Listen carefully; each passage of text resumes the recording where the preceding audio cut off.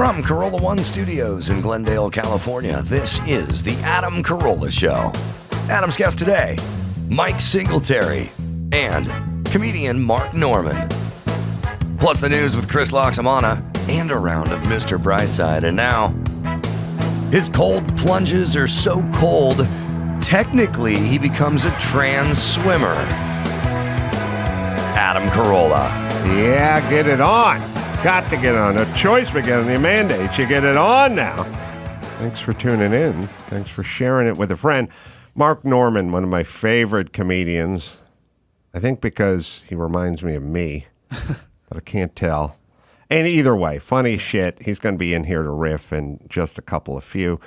Mike Singletary, who I played middle linebacker in high school, so I'm a huge... Not according to your yearbook. Oh, that's right. Affection for the man. And I was just watching, I couldn't sleep the other night, turned on the NFL network, and you know, they're doing that, they do that countdown, like top 10, you know, playmakers, and I love them. I have to watch. I love a countdown list. I love a countdown. They can pick any subject, and this subject was who is in the Mount Rushmore of this franchise, that franchise. So you go like Green Bay Packers, Mount Rushmore.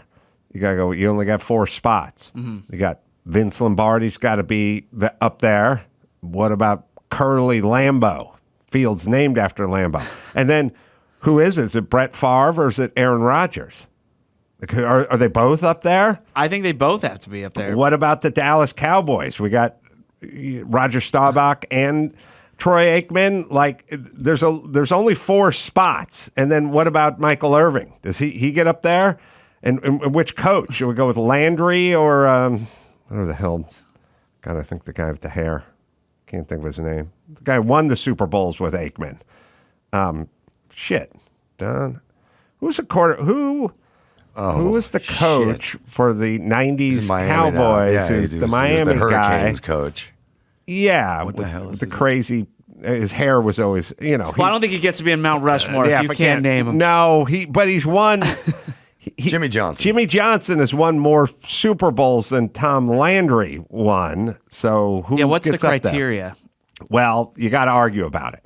Damashek was on it. You know, always angry that the Steelers were lower down than the Patriots or whatever. If there's a list involved, he's on it. Right. But Singletary makes the Chicago Bears Mount Rushmore, which is insane because the Bears have been around for 103 years and they've had a lot, you know, Jim McMahon was not on the on that, neither was the Fridge, but Singletary or Richard Dent or any of the other greats from that 85 Bears team. The 85 Bears already, they have a whole team that should be on that mountain. Do you guys, is anyone here old enough or do they care enough to remember, and Dawson, you got to look it up, but in the 85 season, when the Bears were unbeatable and they were going to beat the Miami Dolphins 71-72 season, I think, with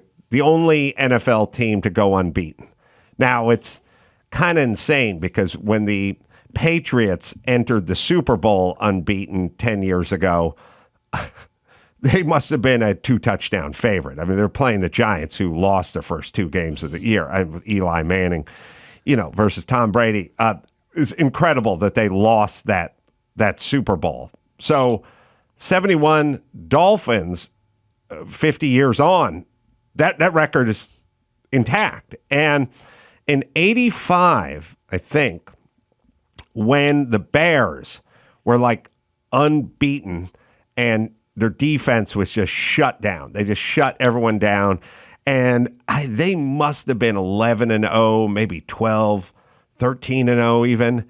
They roll into Miami. Miami is, you know, good, but they're not great. They're, you know, 500-plus team, but the Bears are unbeaten.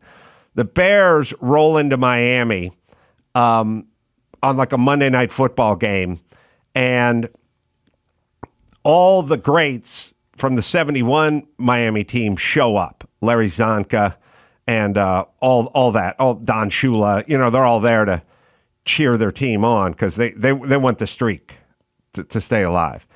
And 85 Bears, which are unbeatable at this point. What it must have been later in the season. It was December 2nd.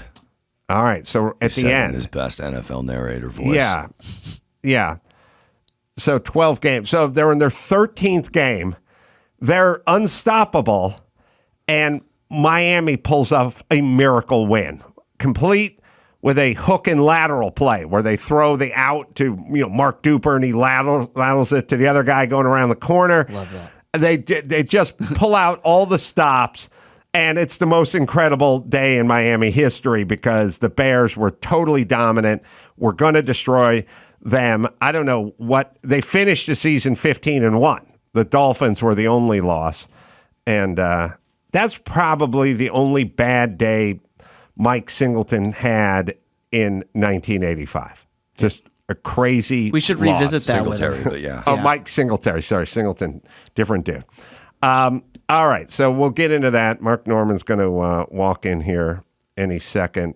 Did I say Mark Norman or Mike Norman? He said, we have Mark and Mike. I'm looking at Mike Singletary right now.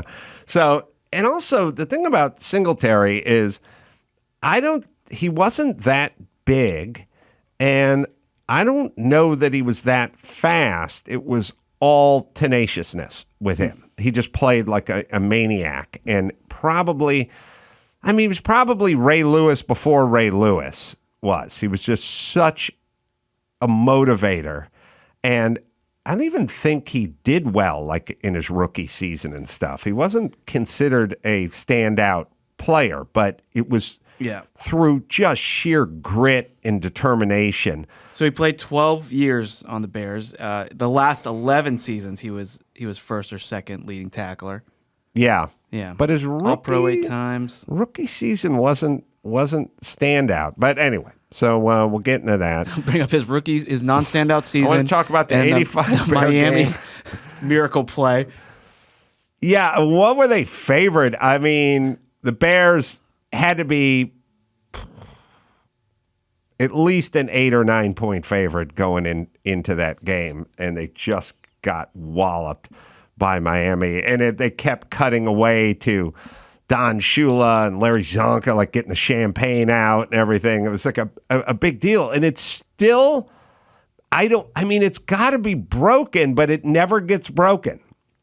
The 85 Bears were considered a juggernaut and unbeatable, and the Patriots were considered a juggernaut and unbeatable, and they both managed to lose one at the end. At the very end for the Patriots and almost at the end for the Bears. All right. Miami has like some crazy lateral play, the Miracle Miami, like in 2018 against the Patriots too. So that's right. They're known for that. All right. So jellyfish real quick. I was in Malibu 3 or 4 days ago. I went down to head into the ocean as I'm apt to do. Morning plunge, and no one else is there, so I'm the only one dumb enough to go in the ocean with that weather and that time. This has been the coldest winter in memory. Water is cold in the ocean out here, but I go in and I like survey the beach, and it looks to me like there's a whole bunch of rocks that have just washed up, and the tide in the ocean are amazing.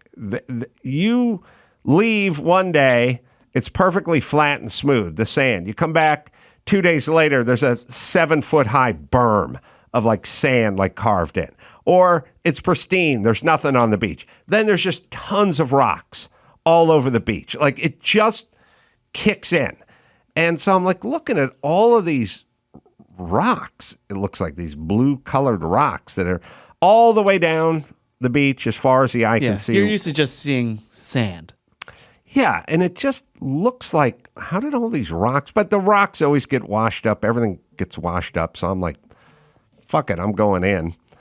Is Greg Norman's a golfer. Is Mark here?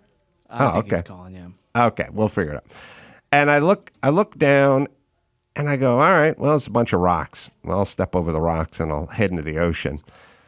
I started looking at the water where the water's breaking. It looks like a lot of rocks bouncing around in there too. And then I go to step over the rocks and I step on one of the rocks and it's squishy.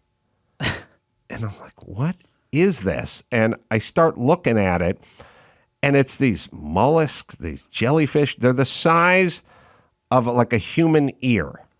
They look like, Van Gogh cut his ear off and threw it in the ocean. They're just the size of a, I don't know. They're blob-like, but they're not clear like jellyfish. I imagine jellyfish are translucent. They're blue, and they're weird, and they're all over the ocean, in the water, on the beach, everywhere.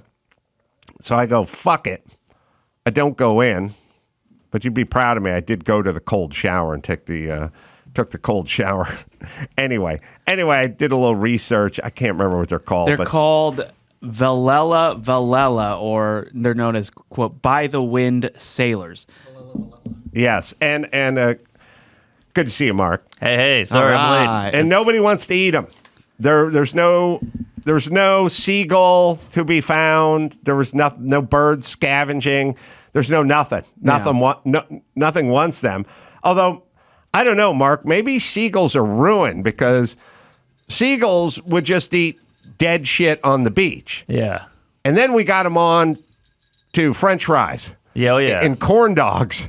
And I don't know if I could transition back from fries, in the dumpster to salty, briny, gooey mess on the beach. Exactly. If you're doing the heroin, you can't go back to weed. Yes, that's right. You've had a taste of the good stuff. You got the high-grade Colombian shale coming in, and now you want to go back to like some sort of bathtub fentanyl? Get out of here. It's not gonna cut it. All right, so the same with porn too. I mean, my God! You start off with cleavage. You're finishing in 2 seconds, and then here we are with hey, tell me I'm adopted. Yeah, I need someone to die. Yeah. I need a person of a different race to fuck my wife. Yes. Yeah, I don't. Yeah. See, here's the thing about humans. Humans go from, if you'd handed me a smartphone when I was in high school, it would have just been like, I'm king of all I survey. I own cut to dude I saw in the parking lot yesterday filming this Byron Allen show. He's like, I got no signal. God damn it. Like, he was like, what the fuck? I can't talk to someone in Hungary. From here, I have to walk another 40 feet and sit there or something. It's like, we can go from incredibly amused and delighted to fuck this shit, what's next, in 10 minutes. 10 seconds, and you would have never picked up a football or worked on a car. No. Because you would just be swimming in gash. Yes, I would have just... Or maybe I'd be like a Jehovah's Witness or a Mormon or something because I would have overloaded on porn, burnt out every pleasure center I had, and got back to like tilling the soil. Yeah, I think that's a movement coming with the youngsters, by the way. I think they're all going to go the other way and go Amish, like social media is not cool. My dad's on that. Yeah, there were... I think there's a movement called like straight edge. Yeah. And it went away. The punks kind of brought it on and they went, no, I'm going sober. I'll see you at the gym. No sex, no drugs, Yeah. Exactly. Well, I may have been unknowingly a straight edger when I was 19. Not by choice. Yeah, no, I'm saying I didn't get laid. There was no money for booze, no money for drugs. I couldn't do anything except for try to work. Yeah, but that's a hard life, right? Weren't you just miserable? I was miserable, yes. I guess if you don't know, though, if you've never had the sweet taste of labia, you weren't really missing it, but your body was craving it. Yes. I needed that nutrient, and I was deficient in it. Mark, by the way, is going to be at the Oxnard Levity Live, which is a great club. That'll be tonight as you hear this, and then all the way through Saturday night, and then heading out to the Elm in Montana. I've blown my wad on every weird city, so I'm going to these Montanas and these kooky Great Falls, Bozeman. Right, where they haven't seen the set. Yeah, exactly.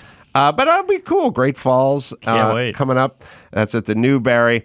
All right, so I have a couple thoughts. I knew Mark Norman was coming in here, and I wanted to share it with him because I thought he's going to have a take. Bring it on, Fatty. All right. The first thing is as I was laying in bed listening to the garbage truck this morning at 7:41 with the neat, and that, but not that, also the pneumatic arm. Sure. Like there's nothing that pierces the air like pneumatic motors, right? Just then dong, you know, like the big dumpster, banging away. They bang it on the thing. Oh, yeah. Everything's Harshest, metallic. sounds. Yes, everything is loud. The truck's loud.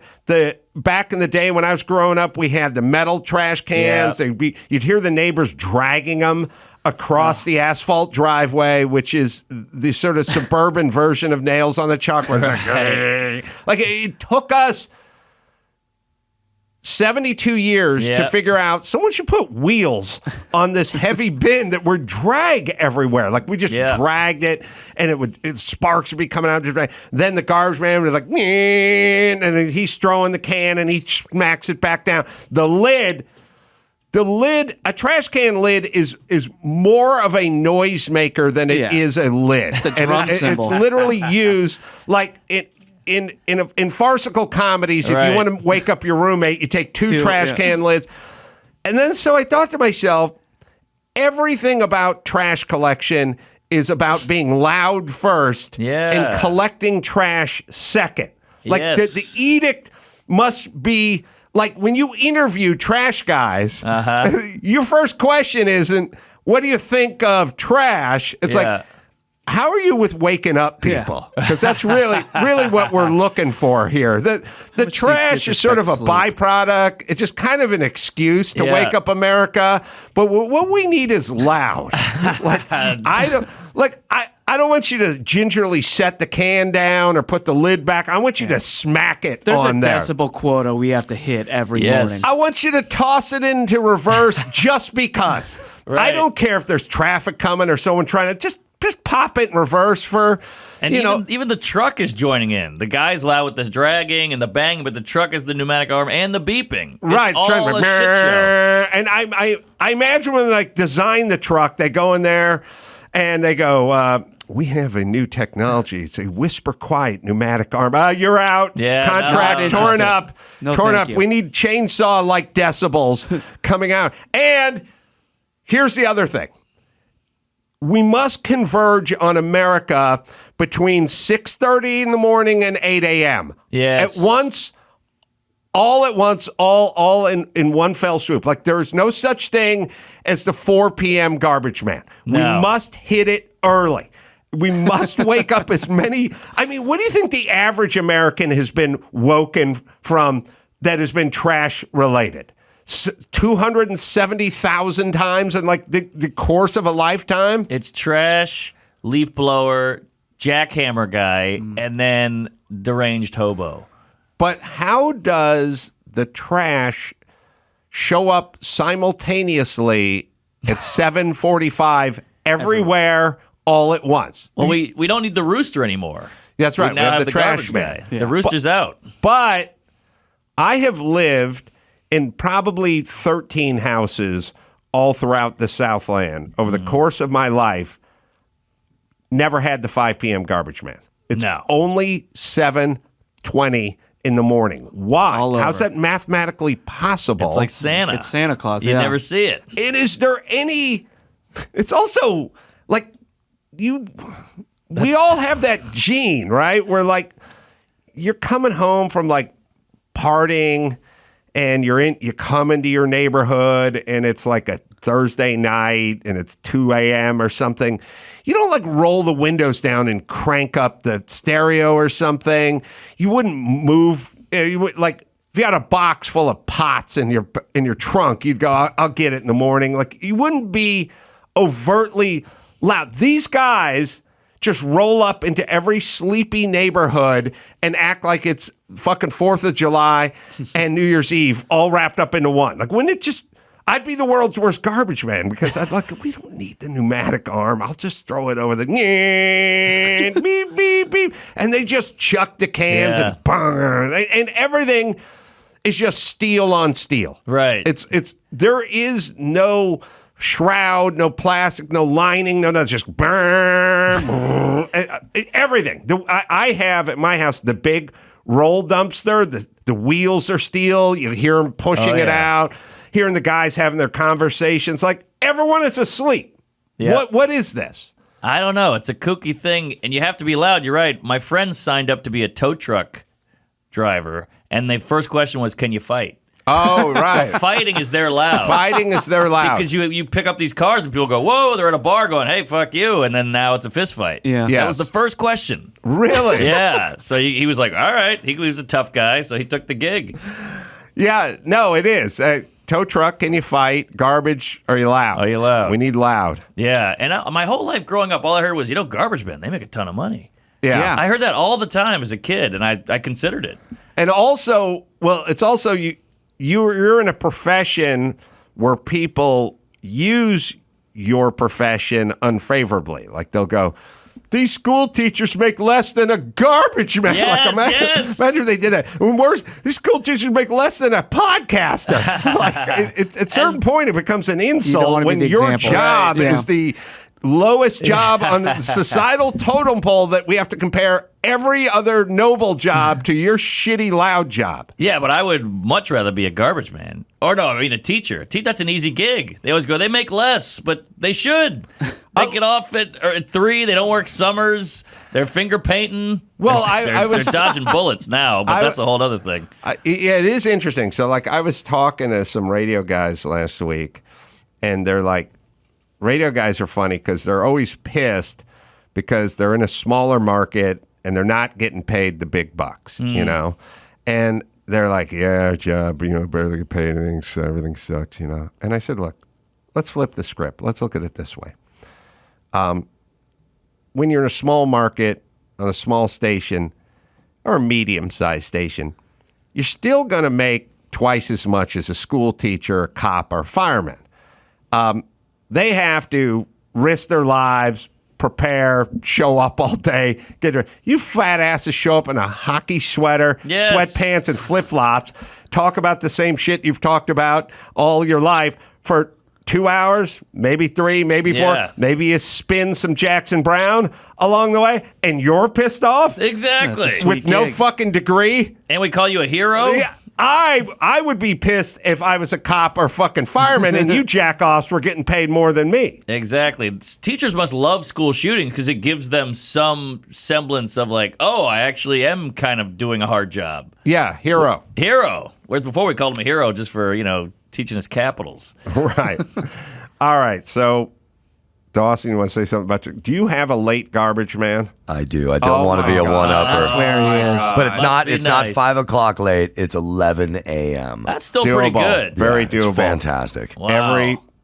This guy. I mean, I know they just come all the way down the street. Beep, beep, beep, ka-chung, Yeah, it makes like a shitload of noise, but at 11 a.m. I was laying in bed today just thinking, it is more about the noise than it is about the service. Yeah, you got to put ballistics earmuffs on, when you're at a range. Now, to answer your question, the over-under on how many times you've been woken up by a garbage truck, if the average person lives to 71 years old, that equals 3,692 weeks. Now, unless you're moving from property to property and you got garbage days that unfortunately align on days when you're going to a property, then you're going to be more than that. But it's not in the couple 100,000. It's just 3,692. See, realtors should use this. When you move into a nice house, they go, you got a pool, you got a back deck, we have a basement, and 11 a.m. garbage. That Also, would be a the spread on the Bears-Lions in 1985 was the Bears giving up 2. And, no, not Bears Lions. I'm sorry, Bears Miami, Bears Dolphins. My bad. Oh, they're only favored by 2? They were only favored by 2. Wow. And, unbeaten. The over won at 43 points. The different discussion, but I will say this. Sliding into this is like sliding into an orgy, this show. If you come a few minutes late, you got to get it up quick. The only thing that Dr. Drew said 3 things that have stuck with me in our 25-year history, maybe 4. but he just said, have you ever lived in a place where the mail got there before the garbage man? Oh, And I said, no, but that would be fucking utopia. that's heavy. The most silent of all the professions. Yes, The yes. mailman. That guy's part ninja, part assassin. Right. I mean, that guy just slides in like a thief in the night. He's wearing soft-soled shoes. Yes. He's got a leather pouch. Everything's padded and made of paper. Right, he right. just slips that thing in, probably wearing like velvet gloves, looking over his shoulder. Pop in. Just the raising of the flag on the mailbox. Yeah, even the car has no door. That's one less noise. That thing's powered by like half a lawnmower engine. There's no yes. open headers or V8s or anything. Just slides in, pops it in, quietly makes his way to the next home. Yeah, and the mailman giveth where the garbage taketh away. That's You know, right. you're getting a gift with the mailman. That's right. I could take a few more decibels if I knew I was Yes. getting a catalog. Exactly. Everything about the mailman is stealthy, and everything about the garbage man is quiet, is loud. Yeah. Yet the garbage man average arrival time where I've lived is 7:22 in the morning, and mail comes at 5. Yeah. End of the day. God damn it. Even with the silence, if we were going to raid a village at dawn, I would take the garbage men with me. I wouldn't want to approach silently with the mailman. Why? The You're- garbage guys are going to really make it happen for you. I don't know. You're raiding a village at dawn? Yeah. You want to alert the snipers? No, because you'll be frightened. You'll be frightened of the garbage men. The mail guy. You got to rethink your village dawn raid. I don't want to be in his army. We ride at dawn. You ever, yeah. You ever want the see- mailman, nor sleet nor rain, he's gone anywhere. I mean, That's sure, it's true. a spindly Asian man. Who would be who's better in a 71, battle? I don't know. All right, next subject, and we got some Mr. Brightside calls to get to up there. But this is something I was thinking about with you, Mark. I think you'd enjoy it. but Please. Based on a conversation I was having with Dr. Drew in Fresno last week, there used to be a Jeez, term. quit bragging. And the term, and I keep dropping his name.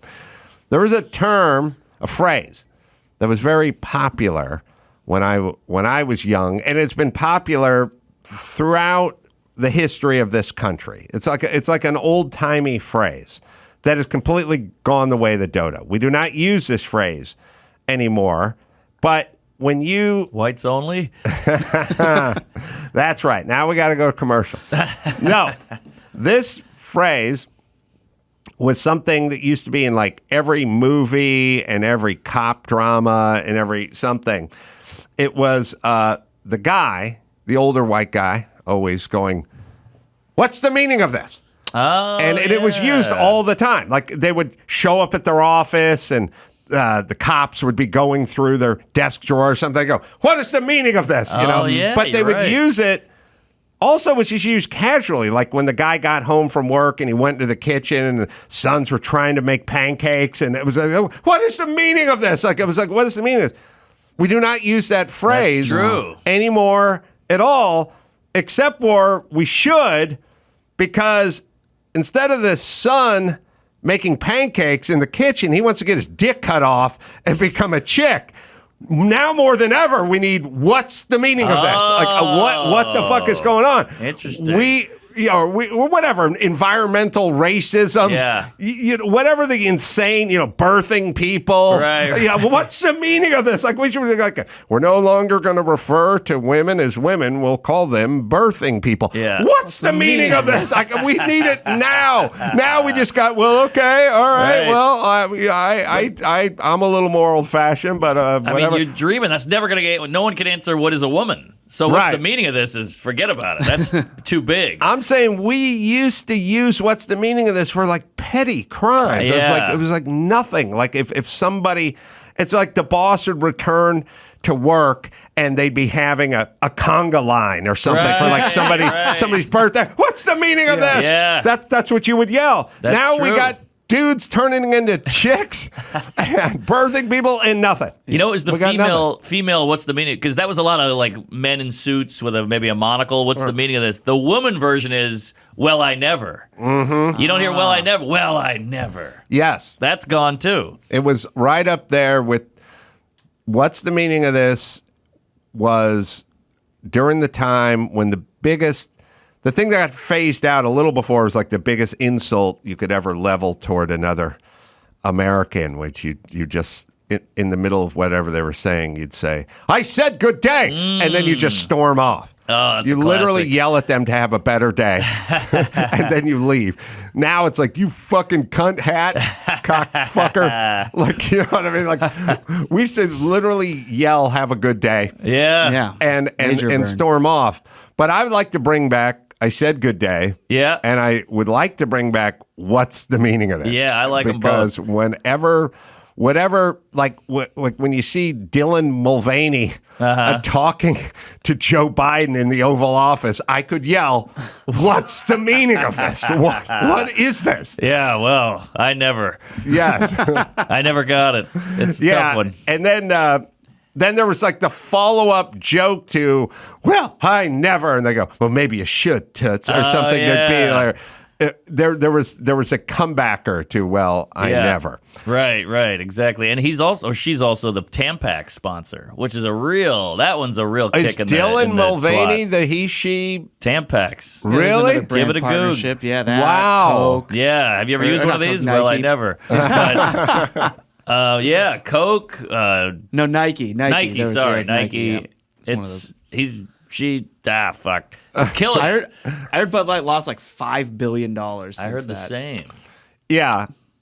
Well, thankfully economics catches up to these woke asswipes who and listen, whether it was Disney or, whatever company is donating to Black Lives Matter, whatever cause du jour we're happen to be living in the next 10 minutes, I would be fine with it if I thought they gave a shit. Right. See, it's like, Anheuser-Busch, you guys have been around for 120 years. I never heard a fucking peep out of you guys about the transgender community. And I never heard shit about Black Lives Matter. I've never heard anything about any of these people except for the last 10 minutes. So you have a long track record of not giving a fuck. Right. Having zero opinions. Right. And now you're nothing but opinions, and you stand with what community? Well, whatever the community is you need to stand with.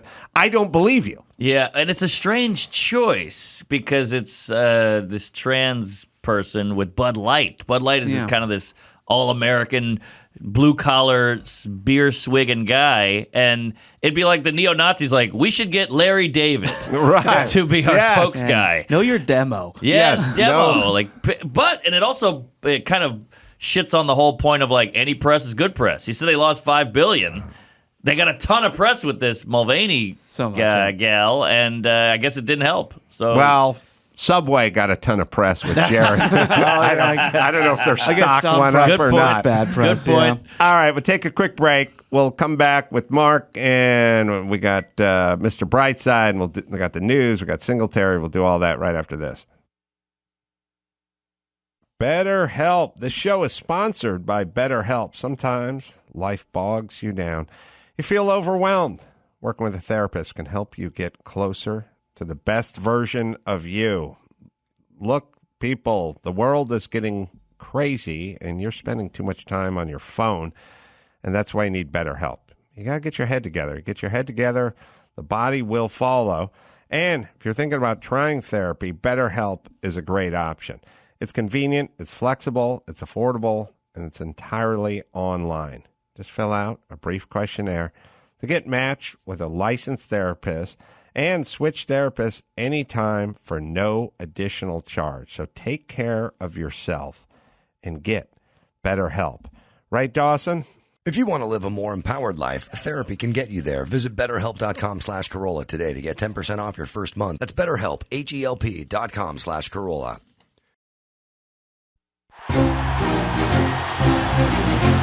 And now, Alcoa presents Definitely Not a Jew on the Adam Carolla Show. Dateline, Clearwater, Florida.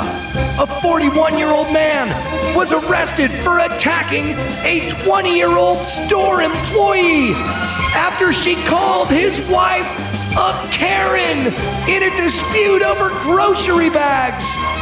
The store in question was a Dollar Tree. Definitely not a Jew. Mark Norman, very funny comedian, is hanging in with us. Hey. We got some more Mr. Brightside to get to as well. I think we got an intro for that. Life got you down? Can't catch a break? Thinking about ending it all? Well, don't. Let Adam turn your frown upside down. It's time for Mr. Brightside. All right, line one, we got Dana, 40 from Las Vegas. Well, in Las Vegas. No one's from Las Vegas. You're true. just in Vegas. Yeah. Yeah, Carrot Top isn't from there. No, He's just- maybe Florida. Gotta be. You end up in Vegas. Nobody's born in Vegas. And if you No. end up in Reno, kill yourself. Yeah, a Pahrumph's where you really need to take yourself out. This is not a great start to Mr. Brightside. Sorry. Dana? Bump. Hi, Adam, and you're right. I am not from Las Vegas. It was an ending up situation. You got that right. But, you know, my theory with Los Angeles is nobody's from Los Angeles either. Mm-hmm. And my theory with, like, why is Los Angeles such a mess? Like, there's garbage everywhere. It's just like sofas out next to the side of the freeway. Like, people just treat it like a trash bin. And I realize it's a rental car. Right. For people. It's not their own. It's not the beauty that their dad handed down to them, you know, Yeah. when he passed. It's like, it's a rental car. Everyone from Los Angeles is from somewhere else. Yep. So, like, they have no civic pride. And that's why it's a fucking shithole and a mess. It's literally a mess. So, Vegas should be a mess, but it's not. But that's maybe just because they're governed a lot better than And we I are. think they want the tourism, so they got to clean it Yes. up a smooch. So sorry, Dana. Where are you And from? Mormons. Just remember that. There's plenty of them, and they've been here a long time, and they do actually care. So Oh, they keep it clean, factor those that into people. it. So what is your story of woe, your tale? Yeah, well, speaking of Vegas, this actually does kind of factor into the situation. I did want to just mention one tiny thing first. My mailman does arrive before my garbage man, and you already made me feel better by realizing that. Oh, so my thank God. you. You've already Mr. Brightsided me. I need to move. Do you have a spare bedroom? I do. So you just come anytime you're in Vegas. I know you're going to be here soon. No, I'm setting up It's camp. lovely. I'm not leaving. If you're in a neighborhood where the postman gets there before the garbage man, I'm staying. Here. I mean, this garbage man, he doesn't even get there. We actually have two pickups. The first guy comes at 2. The second guy comes at like 4:30. It's the Two latest pickup I've ever had. I didn't even know it was possible. I've lived lots of places in Vegas. It's the latest I've ever had, but it's Wow. quite something. But Wow. thank you so much. I adore you, Adam. I love you. But let me just tell you, my Mr. Brightside need is this. I had about 15 years ago, I had a car accident, drunk driver, T-boned me, had just like a big kind of back problems from it, whiplash, the whole 9 yards, all these spinal issues. Wasn't, and pretty much, I was told by the doctor back in those days that I was young. I was only like 25 when it happened, so luckily it wasn't horrible at the time, but doctors basically told me as I got older and older it was going to get more problematic, and I had to stay on top of, physical therapy, chiropractic, and now as I'm aging, it's just flaring up, and I'm in the middle of a flare up now and having to like constantly address it, and it's just really bumming me out, realizing that, just the actions of like one idiot years and, over a decade ago. Now I'm just going to have to deal with this on and off for the. Okay, she's never going to stop. Was it that wideout from the Raiders? Oh, yeah. Oh, wow. Possibly have been. Interesting. Dana? You better hope. Yeah. Did the guy hit you? Was he fully? Sorry, what was that? Was he insured? Oh yes, he was insured. Luckily, it was that was the first thing I thought is thank God. As soon as the car stopped spinning and I fell out of it, I looked and I was like, thank God, Alexis. Thank you. Well, So, that's number one. Yeah. Everybody I know that's been hit by a drunk driver in Los Angeles has been hit by an illegal with zero insurance and an empty bag completely. Right. So They'll run a lot. Yes, just the fact that you got hit by someone who's fully insured already puts you toward the top of the T-bone by drunk driver mountain. You know what I mean? See, laughter. no, indeed. That's what my attorney said too. So that you are exactly right on that front. And I will just add one other tiny bit of bright side to the situation. Immediately behind me, literally no more than 20 feet, was a motorcyclist who, if I recall, was not wearing a helmet. So if I would have taken my left, even slightly faster on this red light that this moron blew through, he would have killed, no question, he would have killed the motorcyclist behind me.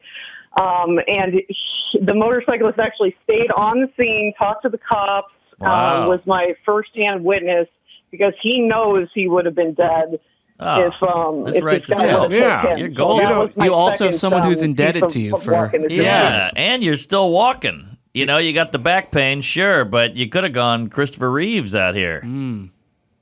Yeah. True. Yeah. Yeah, the motorcyclist without the helmet is probably long gone by now. I mean, statistically, you're going to make it R.I.P. 15 years in Vegas on a Harley with no helmet. Good point. So he's in the ground, and you're talking to me. There you go. And you weren't the drunk driver. Yes.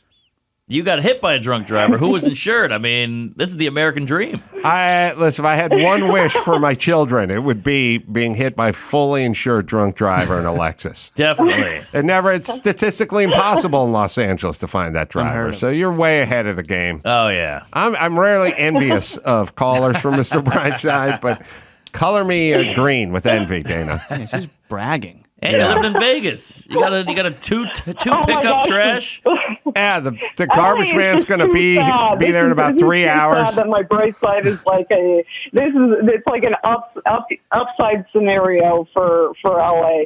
Adam, can I just tell you one other thing? Mm-hmm. Can I just tell you how right you are about welfare for a second? I was a supervisor in welfare for 5 years. Oh, boy. And everything you've said about welfare, I don't work there anymore, which is why I felt a little bit for you to say this, has been so spot on that every time in your books, every time it comes up, I'm always just completely nodding my head going, oh my gosh, this guy, you so get it. So few people understand the rot that it causes in people. And I worked there over the housing crisis, and I saw what it did to even people that were on it for 3 to 6 months, people that were worked and were productive citizens for their entire lives, and then they would be on it for such short periods of time, and it would just completely warp and rot their psyche into a sense of entitlement and a sense of just, that free money, that getting on the dole mindset, Dana, and the sickness that it would create. Dana, I can't you're believe kind the of bumming us. motorcycle guy stayed around. It's still there. You're kind of bumming us out, I've just heard you all these years, and I'm just I just have to tell him, just from a firsthand account, Yeah, I get it, but we're supposed to be cheering you up. I want to kill myself now. I know. That's not how this game is I wanted to say played. that You've for, turned the tables on us. Yes. I don't even know if I want to continue. Love you. She has a game called Debbie Downer. Yes. We have a game Thanks, called Dana Downer. Okay. All right. I know. I just never knew if I'd have this chance again, but I love you so much. Love you. Thank you. Go hit Thank the you. tables. You got good luck. That's right. Put a diaper on if you're going to be sitting at that slot machine. I saw that video. It's awesome. Yeah, you're in luck. Yeah, that video of the chick pissing at the slot machine is most everyone was grossed out, but there were like 4 Germans that got hard. Yeah. You know what I mean? Like, there's definitely some dudes that cracked wood off of that. His name's R. Kelly. Yeah, I mean, there are some dudes that rubbed one out Oh, to yeah. that vid, right? Guilty. I would say, I don't know where you guys are at. She brought up the chiropractor. Don't you guys, in my experience, everyone goes to the chiropractor and goes, I got to get adjusted or I got to whatever. And like the garbage man, it makes a lot of noise. Yeah. And then you think something got done. But you always feel shitty like that following morning. I argue a good massage, like here's what I would say. Save the trip to the chiropractor, a good Thai massage, blowjob, and a martini. You're going to be much better off in the back pain department. And if you can get it all in one place, Yes. you're If golden. they have more than one license. Yeah. Throw in a fishing license too, but I'm with you. I think people just go for the pop. Yes. We like the crack. That's all it is. We're Yeah. addicted to crack. Or maybe it's the weird anticipation. It's that move where they rub your neck a Yeah. little and they go, okay, just relax. And you go, oh, fuck, it's coming. Yeah. Like, it's coming.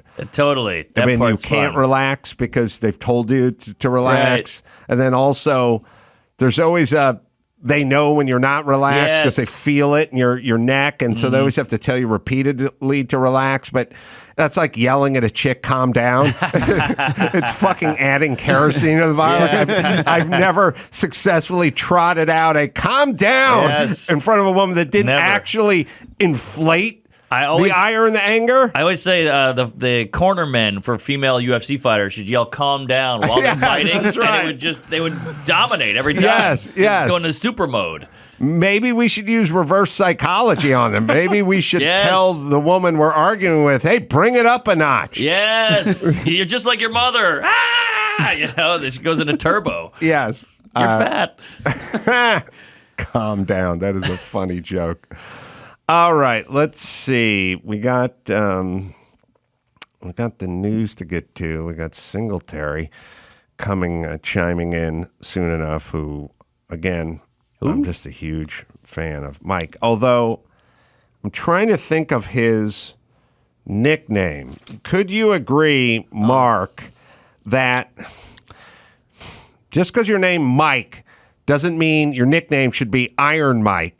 Because fucking Mike Ditka was Iron Mike Ditka. Yep. And they tried to do Iron Mike. They tried to do it on Singletary for a little bit. I think he may have become the Samurai. It's Samurai, yeah. Which is much better. That's a and then, sweet And then nickname. it became Iron Mike Tyson. Yes. But I get it. Again, when your name is Brad and you're a kickboxer, then you have to go Bad Brad Henson. Of Right? course. You have to do that.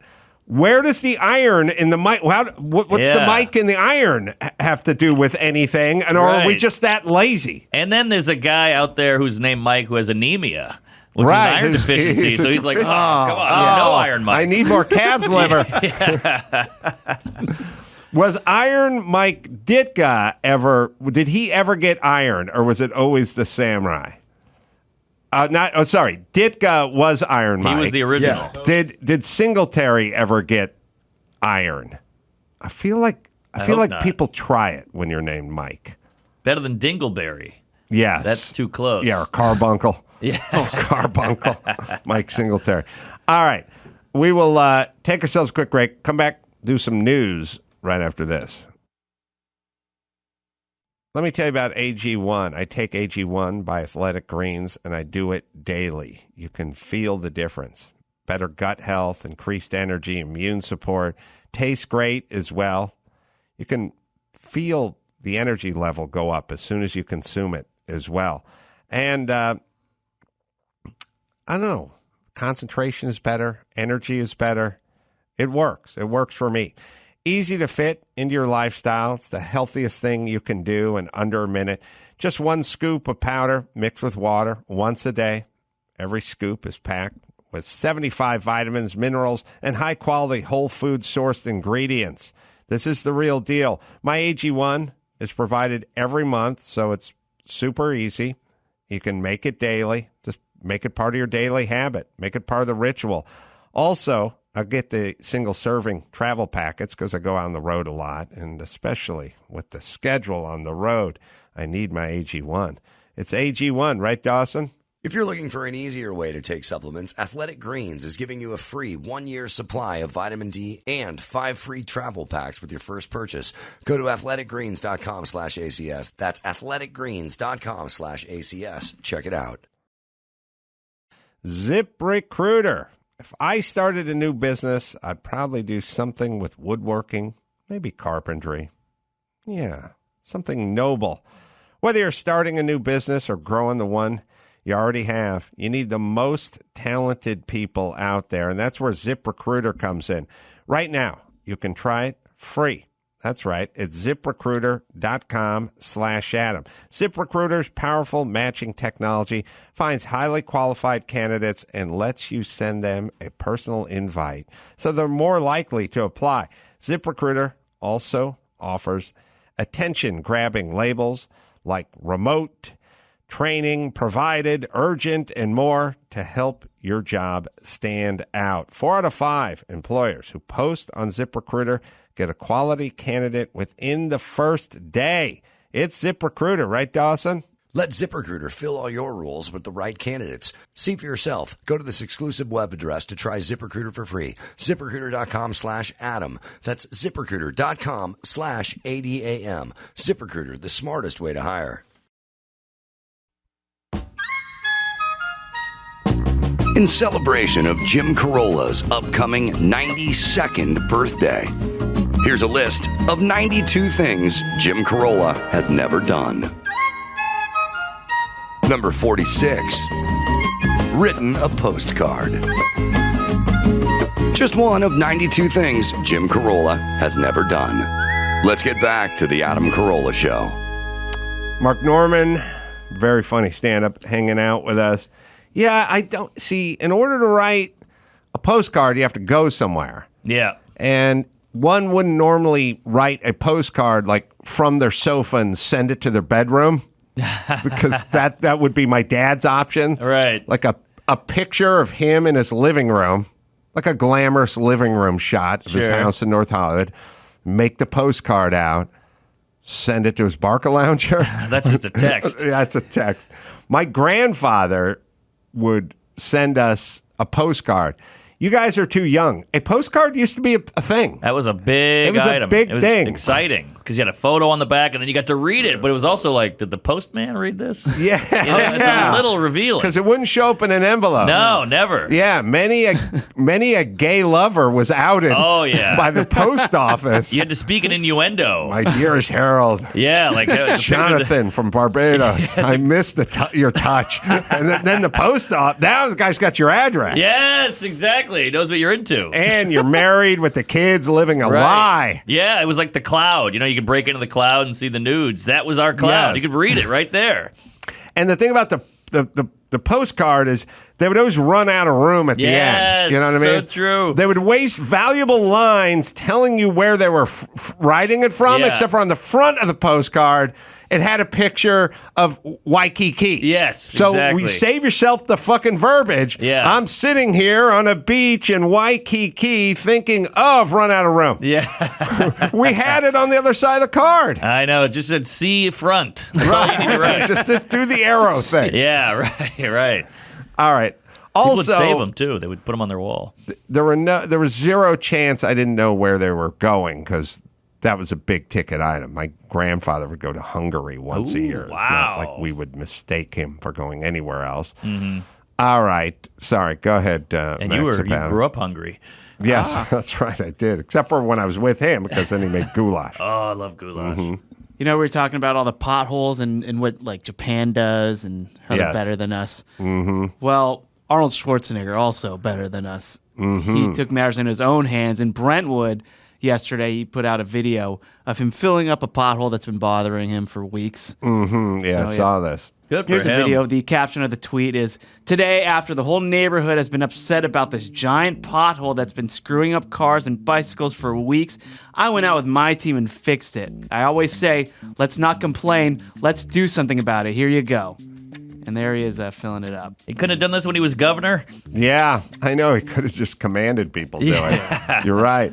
I don't know. So one part is like, yep, fuck the city and good on the Terminator. The other part is you then film it and put it up. But does it matter? I mean, I'm fine with that. He's doing it. Yeah, he's doing it. Yeah, I'm sure you're doing it for a little bit of the clout. Falls under the heading of I donated a library to USC and we put my name on the front of it. And it's like, all right, but there's still a place for the hobos to sleep. So I was going to say kids to learn, but those days are fucking long gone. Oh, yeah. So Schwarzenegger filled it. And it is sad that Los Angeles has the worst roads in America when we pay the most in gas and the most in taxes. Like, which it always dispels my notion of like, whenever government does that thing where they go, you need to pay a couple extra bucks so we can X, Y, and Z. The X, Y, and Z never happens. Yeah. We pay the most in state taxes and we pay the most in gas and gas taxes, and we have the worst roads. So you tell me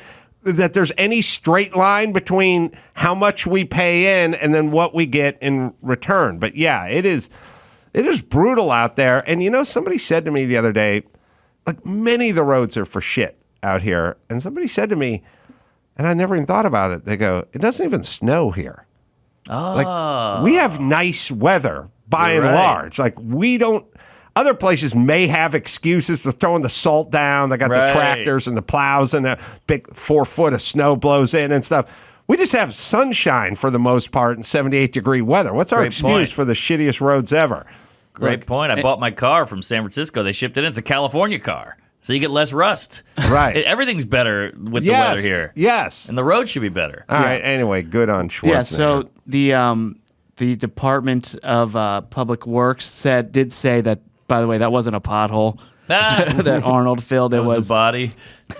It was a service trench that relates to active permitted work being performed. And they expected that work to be done by the end of May. So that hole is being used by the service. Oh, it's embarrassing. People. Embarrassing. And there's a but I bet it would have never got done. I know, that's what I'm saying. And there's a Bureau of Street Services that did a conference with Karen Bass recently. And they said that since December, the department has received 19,642 pothole repair service requests since December. But they say they have successfully completed over 17,000 of those requests, and they expected all the potholes to be filled by the end of April. So Okay. Arnold didn't have to do this. I still can't imagine why in 2023. I mean, Arnold had to get the sack of asphalt out, like spread it, like tamp it down, and then Good technique, yeah. used a weighted device to smooth it over and tamp it down, and then put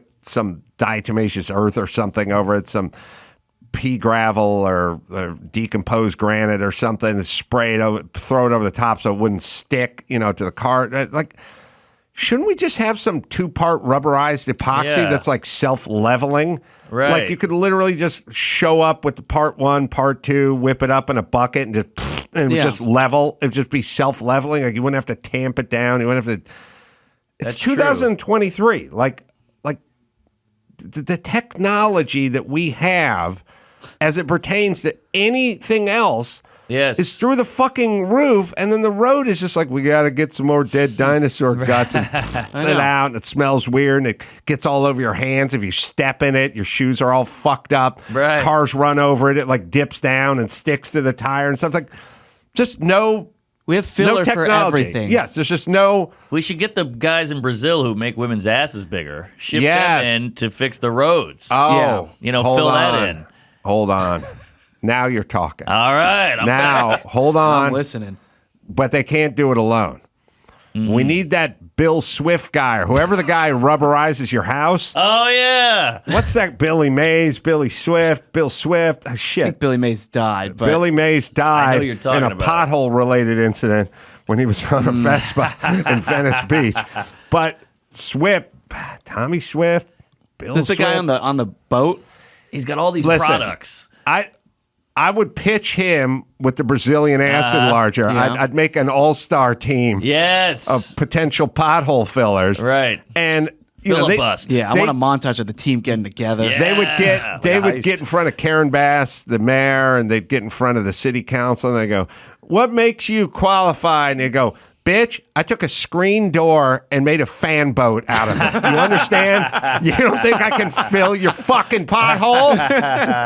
Fill your fucking pothole drunk in my sleep, bitch. Right. I took a fucking house. I put my magic tape and elixir all over, spackle all over it, and then we flooded the sound stage. Not a drop made it into the goddamn house. And you don't think I can handle a fucking 3-inch pothole? Exactly. And this is LA. There's tons of lip injection, fake tits. It's all stuff we can fill holes Yeah, with. we have the material. Yes. Oh, it's Phil Swift. Phil Swift. Oh my, it's in the name. It's in the name. He fills Phil it swiftly.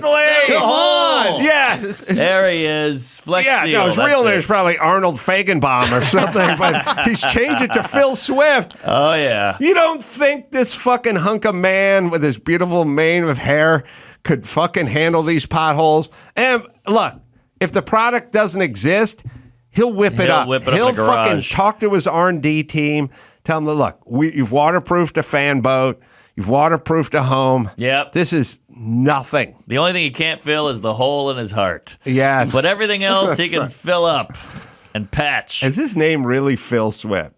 They're saying, yeah. Wow. Man, it was like It's his calling. he was meant to do this. Yeah. He was Oh, yeah. touched by God. Is really what we're talking about. Mm-hmm. You guys seen the one where he takes a house, takes a whole house, covers it with spackle and his magic waterproof tape, and then they flood the entire soundstage. love The that. water goes all the way up past, almost like halfway up the side of the house, like past the windowsills, up the Yeah. whole thing. Not a drop makes it into that goddamn house. Where was he during Katrina? Exactly, That's right. yeah. Used him. Yeah. I love when they prove it too. When the products have to show you, like he's got this is the stickiest stuff ever, and they pick up a bowling ball with Yes. his hand, or the wine on the bed. Remember the wine Oh, you glass? jump on the Yeah. bed. Yeah, I love when they prove it. Yeah, me too. Yeah, he's all about proving it. And it's all in the commercial. And again, maybe the Flex Seal is enough just to fill the potholes. Yeah, probably. But if he's got to go down to the lab, get his guys going on something that's a little more tensile strength or sturdy, or put some aggregate in it or something like that, fine. So be it. But this guy with the Brazilian butt surgeons, Yes. those guys create like a blue ribbon panel. Yeah. Oh, we have the flood commercial. Oh, this guy. What is his net worth? I wonder. I Is he can't- loaded or not loaded? It's not to be enough. loaded. Whatever it is, Yeah. he needs to be. He needs to be more Wow, compensated. here it is. Have you seen this, Chris? I've never never seen seen this. Oh, it's the best. Ice caps are melting. Oceans are rising. That's right. More massive storms mean more devastating floods. Katrina. Hi, Phil Swift here Phil for the Swift. Flex Seal family of flood protection products. A new he innovation can in talk, flood too, protection, you know? Yeah. specifically designed to help you protect your home or business from damaging floodwaters. To show you the incredible sealing power of our flood protection products, we built this entire house and sealed up every gap, crack, and hole using Wow. our flood protection products. Oh man, I got Windows and fucking doors. wood when I was Fuse and watching this threshold. Pour that commercial. in a Crawl pothole. spaces, basement windows, vents and ducts, Storms garage rolling in. doors. If this guy made For other condoms, no one would get areas, pregnant water again. That's right. Our Zero flood on protection water, baby. products are Yeah. specifically designed I was a to work bedwetter. I together could have used this. in Yeah, order me to create too. multiple layers of super strong protection. Oh, the CGI it's lightning. coming. Once everything is dry and sealed, let's open the floodgates. Oh, here comes Noah. Oh, man. This commercial, in my opinion, is better than anything that was submitted to Sundance last year. And Look Yeah. at this. Michael Bay. I mean, this is Oh high-end. my God, gripping. Gripping. The music. They got a full That orchestra. water is rising fast, but our flood protection products are holding tight. Philip Glass did the music. I mean, look at the And when production. used in combination with one another, Cinematic. they'll create What a a powerful psycho. He force must have field paid a of fortune for protection this. that can hold back water. A lot of water. All right. Yes, this is pretty So high. I'm going to use this as part of the sizzle reel for the LA Council when I'm explaining. Yeah. There's a new fucking sheriff in town. Now listen, you gabby bitches can sit around and talk about shit till the fucking cows come home, or we can get some shit done. Yes. Here. Phil Swift. Bring him in. He's the hero we need. Phil comes in, We have the Brazilian Yeah. butt doctors as well. Oh, yeah. Created a tribunal.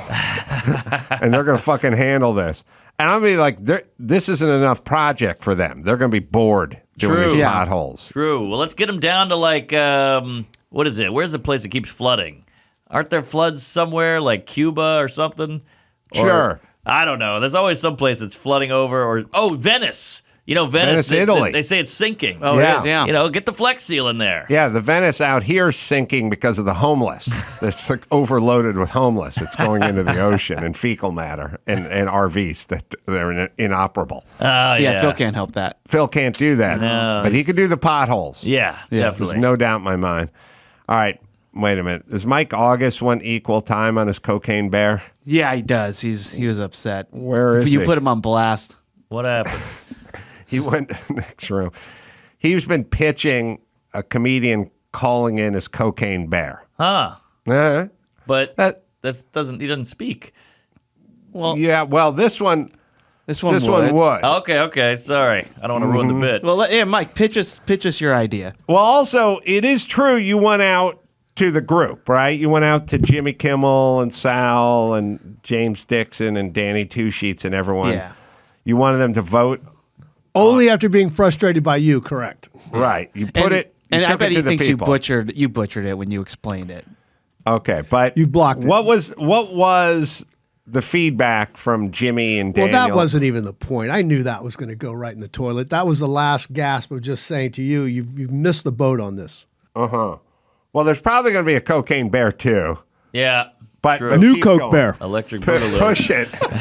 Give it a pitch, Mike. New Coke Bear. Coke Bear has got a bad habit and a bad attitude, right? He got totally screwed, right? He had a bad deal in the first film because he had a possum for an agent, right? I like it. Every fucking zoo in the world is trying to capture him, put him on display. He's a hot item, right? He's got to go to Bear Hab. He's got a wicked Coke habit now. Bear Hab. It's all going wrong for Coke Bear. Uh-huh. Right? So I said, Jonathan Kite, the great Jonathan Kite, take the Paul Giamatti character and make that the Coke Bear. Can you imagine Coke Bear with that kind of just like crazy, neurotic Paul Giamatti thing? That would be a great fucking character. What was his response? He said yes. He loved it. All right. He loved it. He did. And then he comes in studio the other day, and I'm like, oh, great. Now we're going to get some new Coke Bear. And do we? No. Well, Jonathan Kite is funny, but you know who should play Cocaine Bear is Hunter Biden. Yeah. You know, that might be a maybe We documentary. don't have that kind of budget. Yeah, you're right. I think we could get Artie Lang to do it. Oh, yeah. That's too close to home. Oh, got okay, a too on the nose. nose. Too on brand. All right, Mike, would you like to play a little cocaine bear? I could interview you. Not I. No, I'm the brains behind the He's the outfit. idea I am man. not the I get character. it. You're Aaron Spelling, but you're not one of the kids from Exactly. Not Jason the Priestley. Peach Pit. No, you got to imagine somebody with real talent getting their teeth into this, their big bare teeth. It would be a Yeah. great character. The problem with people with real talent is they don't like lame ideas. What? We need someone who's a little mediocre in the talent, like a little Right. hungrier, a Who little more put desperate. Cocaine Bear on national television less than a month ago? Was that Jimmy. I thought it was Jimmy Kimmel. Jimmy A put little co- show called The Oscars. Oh, Was it that's lame right. then? Came out with Yeah, Elizabeth that's Banks. Was there a true. Coke Bear on the fucking Oscars? And he also did the chupacabra on Kevin and Bean, so Jimmy. give me a goddamn you know. break on lame idea. And All right. Conan had the masturbating bear. Yeah, Conan had the master. You know what? I've turned the corner on this. They should combine coked up masturbation bear. Yeah, redemption. Maybe we can pitch Cocaine Bear to Mike Singletary because he was a bear. Oh, and he was around in the 80s. Yeah, he won't be offended by that at all. I know he's deeply religious, so let me handle the pitch. All right, Mike, redemption. Now leave the mic alone. I feel vindicated. Okay. All right. I love it. All right. All right. So there's a new Fight Club around, and it's yeah.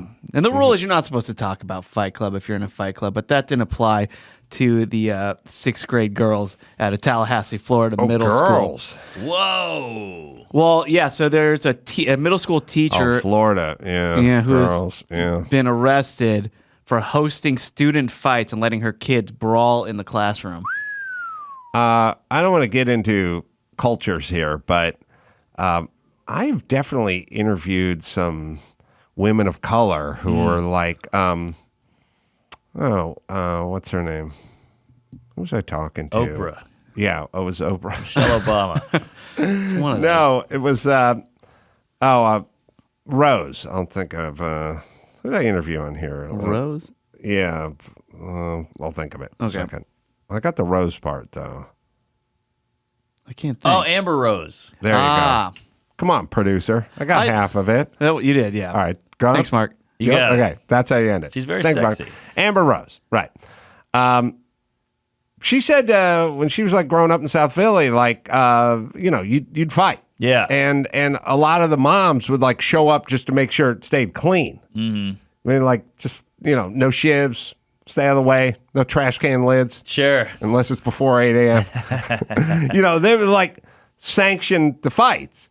And then you go the backyard fights in Florida, Kimbo Slice and stuff. Oh, yeah. The moms and the grandmas were like Really? these were like family affairs. So Wow. I've ruled out Jew, but there's still some other. Well, Jake LaMotta in the Bronx, when he was young, his parents would all line up around, all the neighborhood parents, and all the kids would fight. And if you won, they'd throw you pennies. Mm-hmm. And they said he all got in so many fights as a kid. I'm talking like 6 years old, that he had a padded head or a skull just from wear and tear. He's now a tow truck driver. That's Yeah, right. there you Yeah. go. All right. So sorry. Continue. So yeah, this teacher would be watching from the desk, and she'd say the rules like, okay, it's a 30-second fight.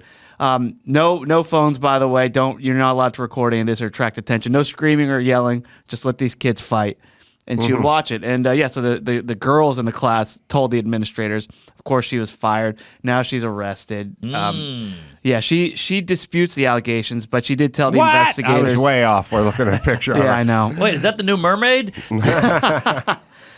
Yeah, Wow. So she's 23. So she said, "Look, this didn't happen, but I did fail to call for help or take quick action when they did fight. But I wasn't encouraging them. So that's what she's saying. She has an arraignment in May. But yeah, so this was it. So she would just put these kids and have them fight, and like it was to the point where the kids would plan it. Like, okay, I'm gonna fight Billy today. Yeah, like Wow. when I played Pop Warner football and like kids got into a tussle, they would like grab you both by your face mask, and they'd go like, "All right, we're gonna line it up now. We'll settle this now." And they get on like blow the whistle, and you just be popping each other and stuff Yeah. like Yeah. that. There was a sort of 70s It's Pop like why Warner you- football version of this. It's why they allow fighting in hockey, right? Right. Isn't it? Just get it out of your system, and then we can finish the game. Right. Yes. Yeah. Yeah. Probably not what you want in your junior high, but all right. I'm batting 1,000 on my ethnic stereotypes, though. That's what the true story is for me. Not to bring it back, but if I was her, I would go, hey, better than shooting. That's right. It's still just fighting. Could Or- be a shootout. When the shit does go down, you're gonna want some bitches who can handle themselves. Good point. Guy fucking storms in, they drop him with a left hook and a Yeah. quick uppercut. You know what I mean? Like you don't want people hiding under the desk being Yeah. picked off. You want people that are good with their hands. Yeah, remember that I was talking about that high school teacher who got fired because he said, okay, if there's a school shooting, I want you guys to write your obituaries real quick. Yeah. But they should be saying, no, let's learn how to fight and defend ourselves. Let's There you go. scrap. Yeah. Yeah. I like it. Well, anyway, so yeah, she's going to be arraigned in May. All right, so there's a... I think she'll do well in prison. Oh, yeah. I think so, too. I mean, she's young, though. Because, 23. pedophile, that doesn't work out too well.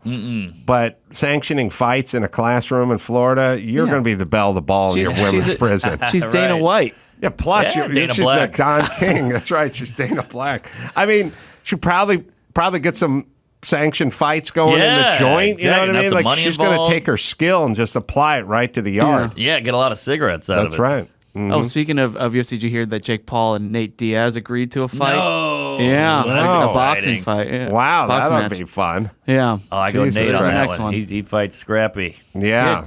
Well, Yeah, that'll be Jake's- fun. Jake's taking some real opponents now. Yeah.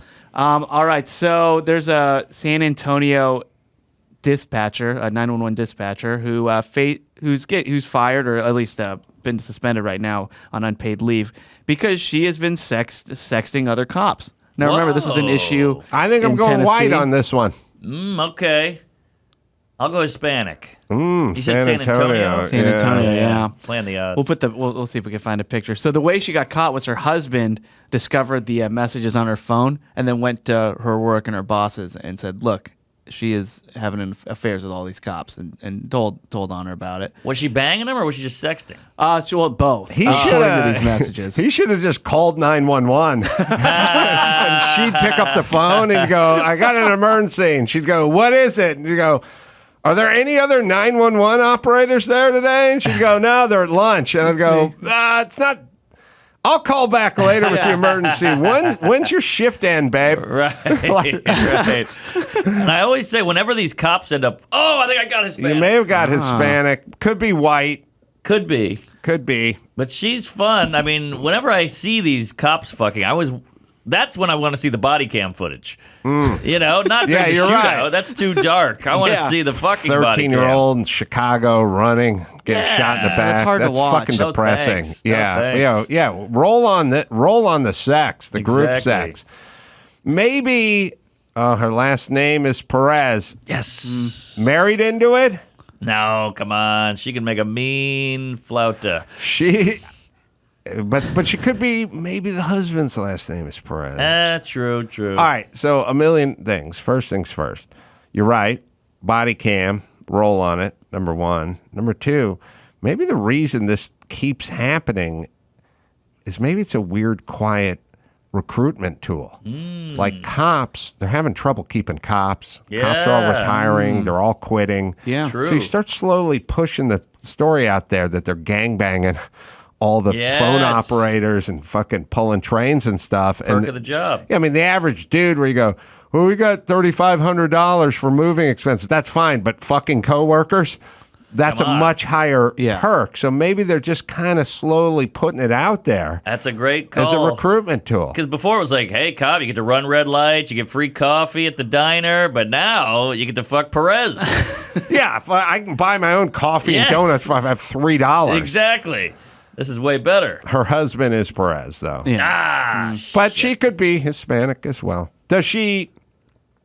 If you're the husband and you discover the phone, are you marching into work? Like That's a question. I feel like we got to have a little what I call chalk talk. You know what I mean? Like Yeah. I got to gather her in a room, sit her down, Yeah. we'll get the dry erase board out, and let's think this one out. Yeah. Do you do it like a cop? Where were you on the night of the 15th? First off, this is a source of income for him. Aha. Number one. Number two, I don't know. There's illegal behavior going on. There's ramifications. What if we started blackmailing the other cops to try to get some extra income? You know what I mean? Like, let's not be too hasty Sure. here. Yeah, interesting. This is essentially finding an attaché case filled with heroin. Like your buddy goes, "We got to just go turn it in," Right. but you're like, "Well, hold on." They'd probably just end up fucking selling it. Yeah. I mean, I'm not saying we're not turning it in, but like, whose is it? What's the street value? We could sell it. Get a Just scale. saying Yeah. that. Like, let's just sleep on it. Right. Is right. what I'm saying. Yeah. I'm I not don't against that. feel like he should have marched down and dropped that dime. I don't either. It's weird too because she sexted 7 cops, had affairs with 2 that were confirmed. Okay. And it's just like, how do these cops hint to their buddies like, "Hey, I banged Perez and I think you should too." And did they get fired for this? Because I think it's good morale Yeah, around it's the great morale. cop station. You know, in the movies, it's like, "Give me your gun and badge, Mahoney." You know, but this is like, no, go, fornicate. Build Or maybe they camaraderie. do a version where like they call them in, and you got the big husky black. He's the chief. He's the chief, you know, and he's like, "Mahoney, Yeah. I got the mayor, I got the DA, I got the city council, Yeah. all crying for my job. Now I need your condom, your butt plug, your French tickler, and your Benoit balls now, and your shield now." I need your gun and badge. I mean badge.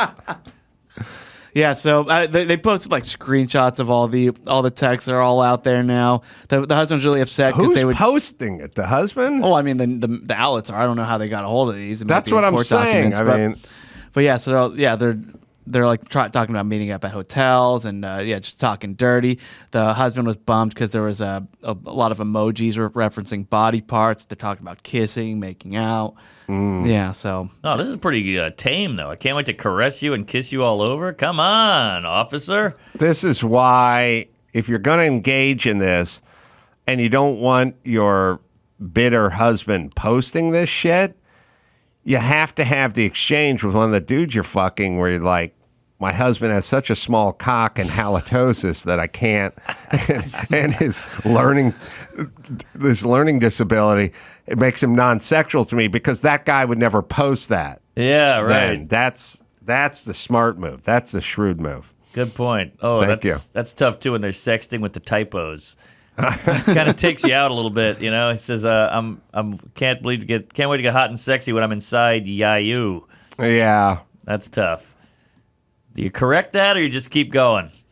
I think you keep going. Like sometimes when a guy's really pissed off and he starts venting and he fucks something up. Yeah. You know, and he'll screw up the name of somebody or a city or a capital or a town or something. When he's rolling, you got to just kind of let him go. Let him go. Plus, you know, the sexting with a boner, some of that blood, leaves the head. Good point. And also, these guys can't get an iPhone. We got the green bubble. Yeah. Get the blue.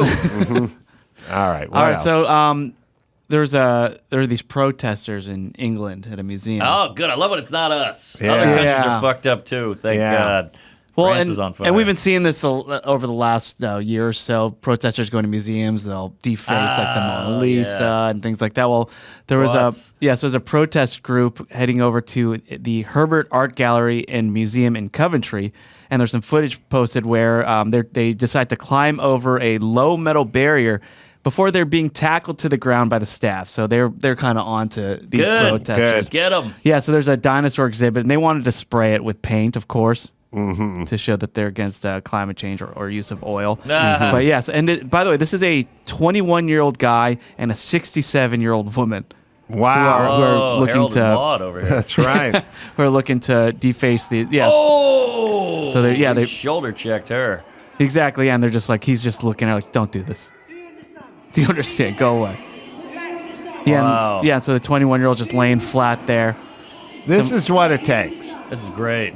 Because all you need is a couple of messages sent. Just a couple of fucking elbows and a few knees to the skull, and people knock this shit off. Yeah. Because they operate with impunity now. Like I know. Could you imagine when you were a kid?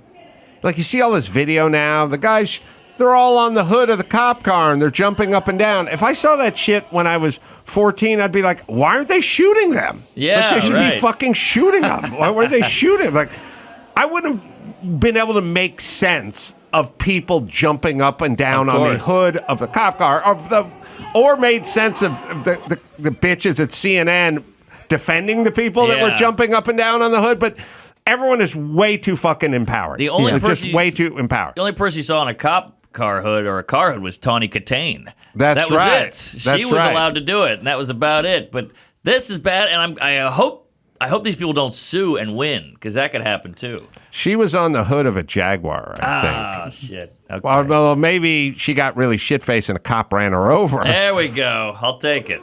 Recently. Is she passed? No. Something happened with Tawny Katane. She was a looker. I think she... Listen, anyone who died during COVID, we can no longer say is alive or dead if we think they died during COVID, because nobody has a memory of COVID. She passed in 2021. No way. What? I told you, fucking numbskulls. What? Yeah. Wow. Now, I'm pretty sure that dated Seinfeld. That White Snake video was a jag. And I'm also pretty sure you just made that timely but astute Harold and Maude reference about the young guy with the old woman. Sure, great movie. They drove a Jaguar in that movie that was outfitted, had the back outfitted like a hearse. That's right. That was a beautiful car before Yes. they fucked it up. Yeah. White Snake, it is a Jag. Jaguar Nice pull. XJ. Yeah. Double Jag. Yeah, double Jag. You went on a Jag about Jags. My parents were Jags in the military. Oh, really? Yeah, military lawyers. Really? Yeah. Love that series. Oh, that guy was hot.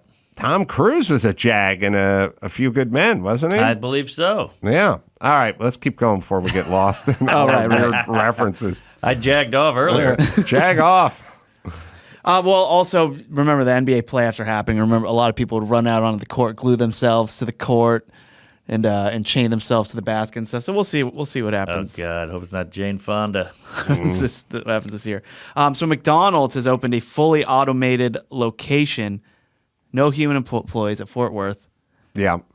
So yeah, you just go in there, you interact just with a robot screen, and yeah, no human employees. Who's going to ignore me at the counter now? That's right. Who's going to tell me the ice cream machine is broken? Do you think the robot, do you think they're going to have all the sort of piccadillys and eccentricities? Like, you know that move, like when you go to McDonald's and you go, could I have a couple more ketchup packets, and they take the box from down under the thing, they just dump it all in the super passive aggressive way? Like, you think the robot's going to be programmed to be able to do that, or like a program like we got to argue with it? Yeah, like, I need some tude. or you go, hey, could I get a McGriddle? It's after 10:30, and you're like, it's 10:34. Yeah, sorry, we put sir. the eggs away. I can see the eggs from behind here. We should put Sorry, we can't help you. Like, put a few press-on nails on the screen and a chewing gum noise. right. I think you can get the Egg McMuffin all day now. Yeah, you can. It's another one of my fucking complaints that have come true. Like the millionth time. There's a whole chapter in my book, I think, where it's like, you do that thing where you go out and you fucking drink hard on Saturday night, and then Sunday morning, like the only thing that's going to work is 2 Egg McMuffins, something greasy and whatever, you get on it, but you're hungover and you fucking went to bed late and you pull in and it's like 10:35 and they've cut it off. And I was always like, why cut it off? Like, why people want this? Why can't they get it? Yeah.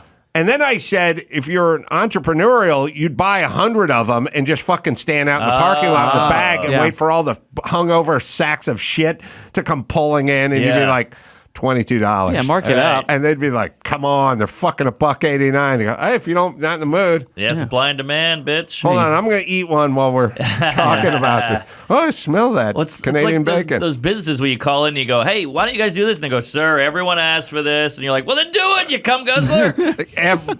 The fucking, when I was trying to get my 50-50 shawarma plate, when they gave me the everybody asked for this, I was like, yes, exactly. Everybody. The McDonald's thing, it's just because they wanted the demand, right? I mean, that's what makes like the McRib that so what it is? ubiquitous because they only offer it, like 3 months of the year, 2 months of the year, and when it happens, everyone goes nuts over it. Right. Yeah, I mean, maybe it's like the Shamrock Shake, but I will say this. Listen to me.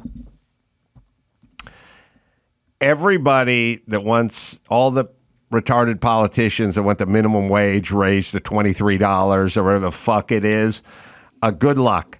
Because Flippy the robot is going to be making those burgers. Right. Listen, the other thing, when I'm pitching Phil Swift to the city council and to the legislators, I'm going to say, look, I just want to be clear, like moving forward from here. You guys make a bunch of policies to try to get a bunch of big companies to give you more money. Here's what you need to factor in. You guys are dumb as shit, and you've been sucking off the government teat for the last 25 years. None of you are smart, and if you were smart, you're dull now because you don't work in the private sector. Nobody would give you a fucking job in the private sector. You're fucking chair warmers who get a fixed salary. When in fact you think you're going to outsmart one of these multi-billion-dollar companies, and you go, we're going to add this, or we're going to raise the minimum wage. Guess what's going to happen? less employment, Yep. less young people working, less poor people working. You think you're going to fucking outsmart the people that are 10 times smarter than you and have a bottom line and have to turn a Right. profit? You are fucked because you're fat, slow, lazy, and dumb. That's why you're in this room. Yeah. You're in this room because you tapped out of life, not because you're good at things. So always understand that. And the next time you decide to put forward this idea or that idea, realize it shall bite you in the fucking ass. Every That's how action this is going to work. As a reaction. Now, anyway, this guy's name is Phil Swift, Yes. and he wants to say a few words about potholes and waterproofing. Oh, is Singletary here? Oh, he's Buddha. Look, that guy's prompt. All right, we'll bring it home. Mike Singletary is going to join me in a minute. I don't know, Mark Norman, you want to hang out and hear what Mike Singletary has to say? Sure, I don't want to step on his toes. Do not step on his toes. He's an 85 Bear coach, for Christ's sake. He's 85. He coached the 49ers. Oh, Yeah. sorry. He was part of the best defense. He was the captain of the best defense ever to be assembled on the defensive side of the ball, although that's redundant. All right, we'll take a quick break. We'll come back with Mike Singletary right after this. Hey, it's Adam Carolla. Is your vehicle no longer stopping like it used to? Or does it squeal, shake, or grind when you brake? Don't miss spring brake deals at O'Reilly Auto Parts now through April 25th. You can get 15% off when you buy a set of Brake Best Select or Import Direct brake pads and 2 rotors. Brake Best Select and Import Direct brake pads are engineered for all driving conditions to restore and improve braking performance. With application-specific friction formulas, noise-canceling shims, and low-dust operation. Trust Brake Best and Import Direct to deliver better braking. Don't take a chance on your next brake repair. The professional parts people at O'Reilly Auto Parts will help you find the brake parts and supplies you need to do the job right the first time. Stop by your local O'Reilly Auto Parts today or visit online, O'ReillyAuto.com. The Adam Carolla Show presents Mike Singletary's birthday cocktail party for October 9th. Let's see who's on the guest list. Let's welcome the first African-American military pilot who ironically flew for France in World War I as part of the French Foreign Legion, Eugene Bullard. Well, here's the British rock singer from Liverpool, England, John Lennon.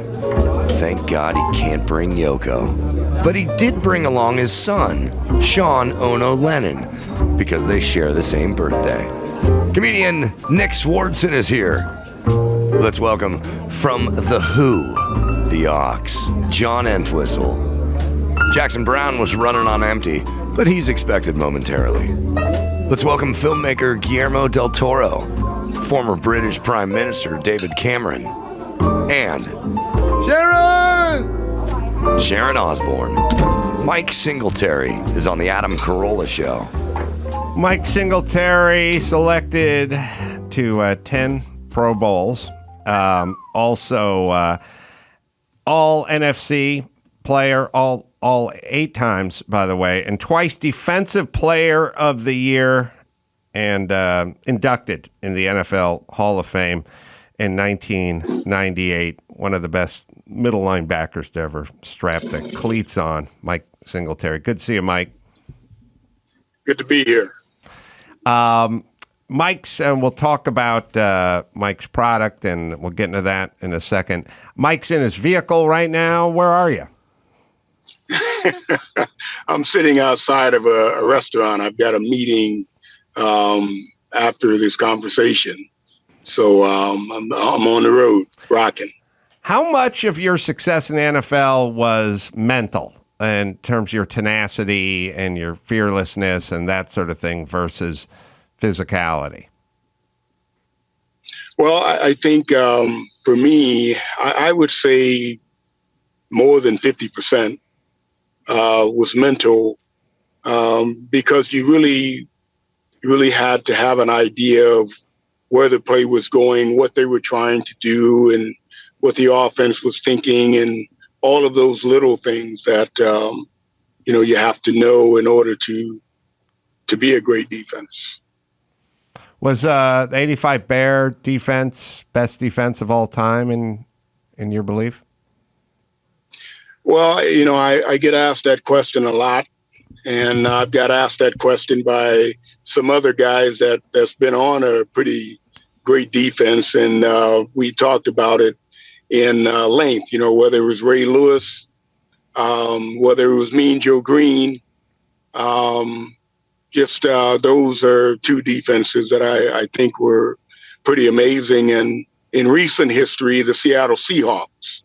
That's the modern style of a dominant defense in this day and time.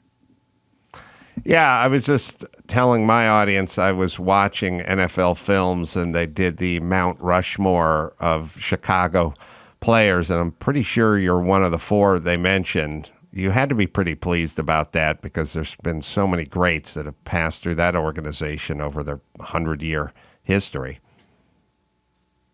Well, any time that Chicago has so many great players through the years and great stories and what have you, and you're exactly right. That's quite an honor. Imagine being a hero of your city in that way. Like, you can get into any restaurant you want. Chicago must just love you wherever you go. It's always fun. Chicago to me is the best sports city in the country, bar none. The fans they love football. They love the Bears.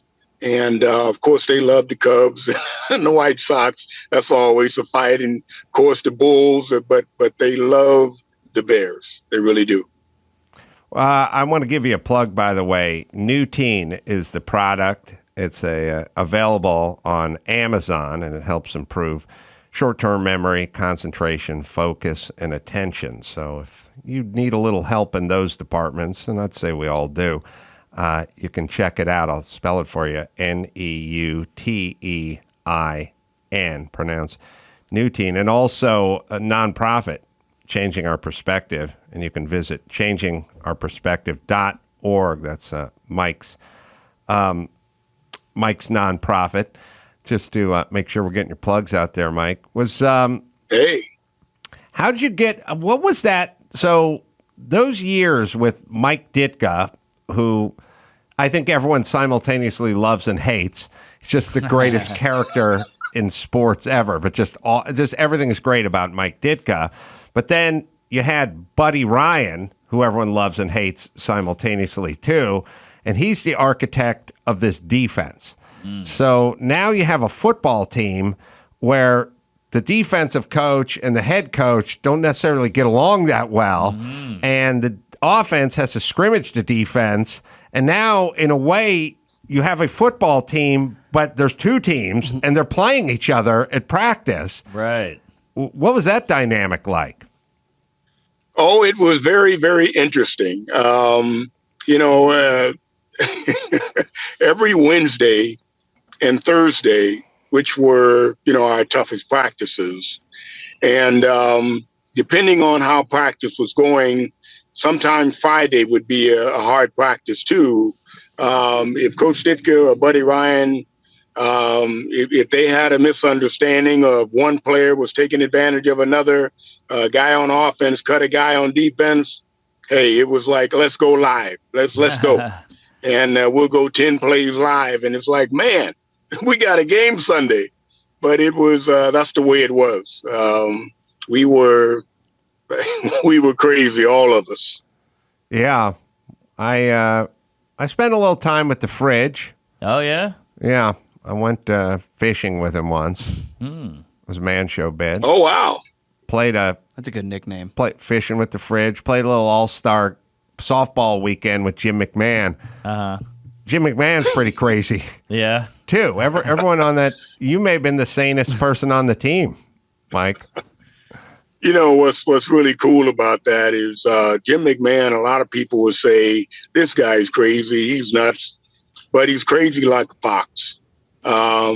Jim was one of the brightest guys that I know that he knew on defense what defense we were running by the way our guys lined up. He knew all the little things, the little nuances that the checks and all of those things. And he really made us better as a defense, particularly our cornerbacks.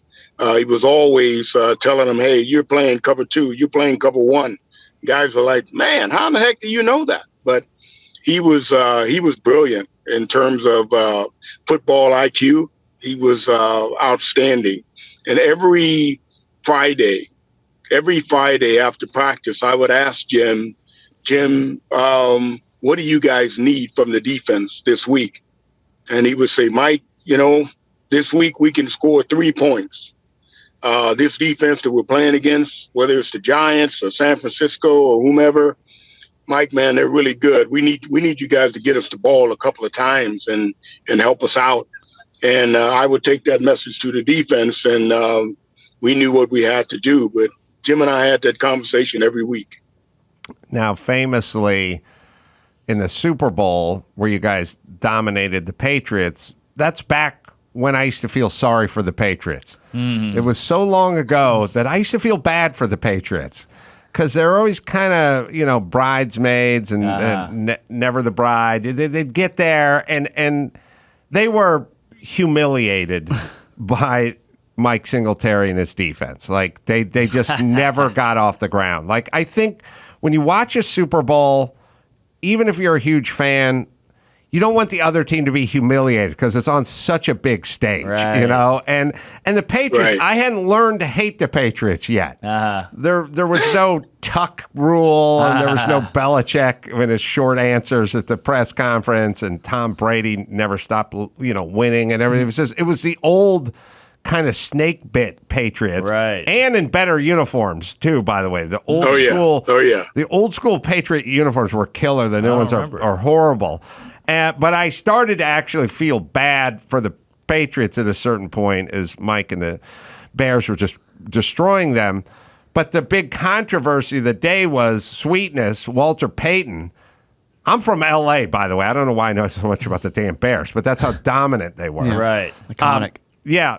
Walter Payton never got the touchdown in the Super Bowl. And even though they ran up the score and the Fridge got a touchdown and they've scored multiple touchdowns, they didn't get Payton. I mean, they got him the ball a few times and they got him, inside the red zone and everything, but he never scored. Yeah. And he was heartbroken by that, or at least that's the story.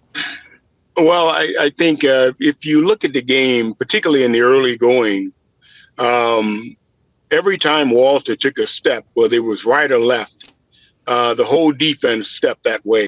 And it was quite obvious that New England made up their mind that if we lose this game, it will not be because of Walter Payton. And very early on, you could see they had a really strong tee on him.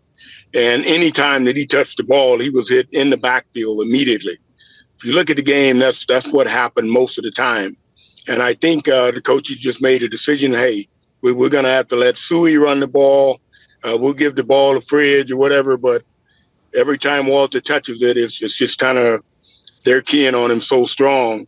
So I think I know Walter was disappointed. Everybody was disappointed. But I think that after the game got out of control, what are you going to do? Put Walter in the game and get him hurt when you've already won the game? It's a tough situation for a coach to be in. Mm-hmm. Yeah, we're talking about Matt Suey, the fullback. I must know every player on the damn roster. Wow. I did, as a guy who used to play a little linebacker in high school, sometimes we won. Most of the time we'd lose. But sometimes we'd win, and I'd still kind of realize I didn't really have a very good game. Like, you can just kind of have bad games, even if you're good sometimes. Now, your defense dominated that game, but how did you feel personally when you were walking off the field? Did you feel like I kicked ass that game, or did you feel like it wasn't your best, or what was your sort of emotions on your performance? Well, I think early on, there was something when I look at the game several years ago, for the first time, I realized that one of their tight ends went down. And I think they had a different game plan coming into the game. And one of their tight ends got hurt. I think they were going to go 2 tight ends and try and move the tight ends around and see if they could get some movement or what have you and try to run the ball a little bit. And their tight end got hurt early in the game after the first series or so. And I think it changed the whole game plan. That's what I think. I really don't think that they could recover from that. And after the game, after they couldn't run the ball early on, then I think they just decided to try and throw the ball, and that wasn't working either. And so for me, if a team is trying to run the ball, it makes it a lot more fun. But I had to do more passing responsibilities underneath. And so I was slicing with the cornerbacks and safeties and things like that the whole game. So I was running quite a bit. What's it like trying to coach today's players versus you guys or the old school guys? It seems much more difficult to coach now because back in the day you just get yelled at and then you just do what they told you to do, and that was about it. Like there wasn't a system where you could push back or egos. Or the coach was disrespectful or whatever it was. It just didn't exist. Yeah. He was the sergeant, you're the private. Yeah. That's the relationship. That's how it worked. I don't think it works that way anymore, but I don't know what your experience of that is. I think one of the biggest things I learned about team continuity and relationships and things like that, you've got to have leadership on that team. You got to have leadership, not just from the coaches, but you got to have leadership in the locker room.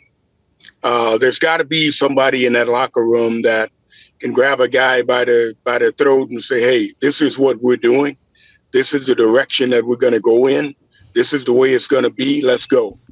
You got to have a Ray Lewis. You got to have a Tom Brady. You got to have a Peyton Manning.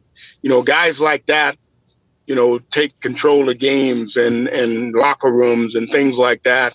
And they make it very a lot more manageable for the coaches and the coordinators to get things done.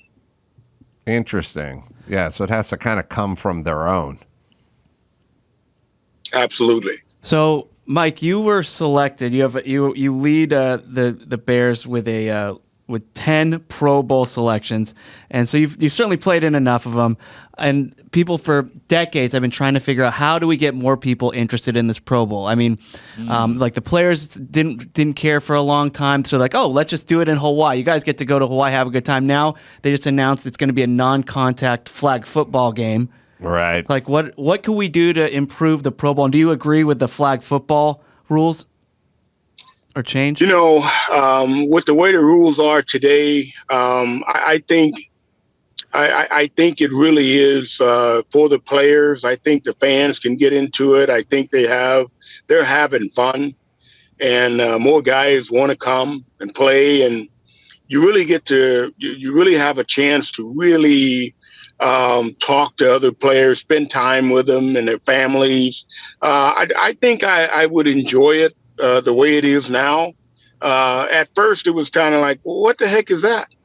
But it really is. I think because of what the NFL is trying to do, protect the players. I know that there are a couple of guys that went to the Pro Bowl, which was an honor, and they got hurt. Didn't happen a lot. But certainly, even if it happened one time, it's just a really tragic situation. And I know that it happened 2 or 3 times when I went. And, man, that's really unfortunate. Mm-hmm. Oh, I just popped into my head, but it'll be sort of pun intended. You drive into Chicago, Urlacher's on every billboard, getting his hair put back on. Yeah. Right? But there was a middle backer for the Bears who was missing some hair before Urlacher came around. His name is Mike Singletary. All right? You should have been the poster child for the hair restoration billboards that are you can't get from the airport down to Midtown Chicago without passing 17 pictures of Urlacher on a their billboard, Angeline. getting his hair put back on. But they missed it. You were the guy they should have went to, Mike. Well, you know what? I think it's one of those things you want to go with the guy that the fans are most familiar with. I played a while ago, and doesn't seem like that long ago, but it was. And Urlacher came into the league. He didn't have much hair, so I think it made a difference there. But that's a good guy to have on the billboard. Urlacher's got Good guy. he's got 0 Super Bowls.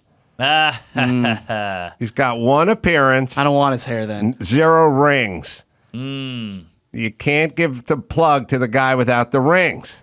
He's Like got my grandpa. Plug, yeah. Well, are you still in the Chicago area? I'm back and forth. I come to Chicago quite a bit. It seems like I live there more than I'm in Dallas, but I go back and forth quite a bit. Because I mean, on one hand, I don't know if I'd want to live in Chicago in 2023. On the other hand, I'm not Mike Singletary. I wouldn't He's be able royalty. to get a corner booth at the busiest steakhouse on any Saturday night. I mean, were you, especially during your playing days, but even beyond, you had to just have the key to the city. Chicago too was great for me and my family. Always has been. Always a special place in my heart. Love Chicago. Love the fans. Some of the best people I know live in Chicago. Oh, yeah. Who did you not look forward to playing? Like what teams, or I don't know, Nate Newton, the guard, or whomever? Like, were there anybody you were like, oh, this is going to be a long day? No. I love the challenge of any team that was supposed to be good that year. It was always the measuring stick, and everybody on our defense, on our team, felt the same way. Hampton, McMichael, Dent, everybody, got into it. Who we playing this week? Hey, we got the Raiders. Oh, wow, we got the Raiders. They're supposed to be tough. Well, let's go. Let's see what they got. So anytime we're playing a tough team, it just made the preparation that week that much tougher. Dan Hampton. And more exciting. I think Dan Hampton had a good nickname. I think his name was Danimal.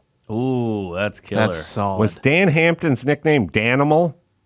Yes. Wow. That's a nickname. Hell yeah. And were you ever called Iron Mike, or was it always Samurai? You know what? I've been called all kind of things. Depending on who's talking to me. Buddy Ryan had about 5 or 6 names for me. I can't even tell you. But Samurai is mostly what everybody would say. We were it's been long enough. I think we can go back to it. But I was talking about the crazy Monday Night Football game in Miami where you guys went in 13-0 and got beat by the Dolphins, who were the only undefeated franchise in modern football history. Was that a crazy game to be involved in? It was the craziest game I've ever been involved in. I saw things that night that I'd never seen before. Getting to Marino, he throws the ball, it bounces off Hampton's head. Somebody else touches the ball. Mark Duper's running on the outside. Ball falls into his hands. He takes off going. To a touchdown. I'm like, you have got to be kidding me. But it was a heck of a night. And they did a great job, and we were in disarray, and it was just one of those nights. But I think it was a gift for us. We were the youngest team at that time to go to the Super Bowl, and I think we were getting full of ourselves. And the fact that we lost that game, and the very next day we recorded the Super Bowl shuffle, it got us out. It got us over the hump, and really had us focused. And we realized that making a video like the Super Bowl shuffle, we couldn't lose. And we'd be the biggest prankster, joker, whatever you call it, the biggest joke ever. So it really made us focus, and we knew what was at stake. And after that game, we really put it together and thought we'd see Miami again, but we didn't. And but it worked out the way it was supposed to. You had the Super Bowl shuffle shoot scheduled before the Miami loss for the following day. Yes, sir.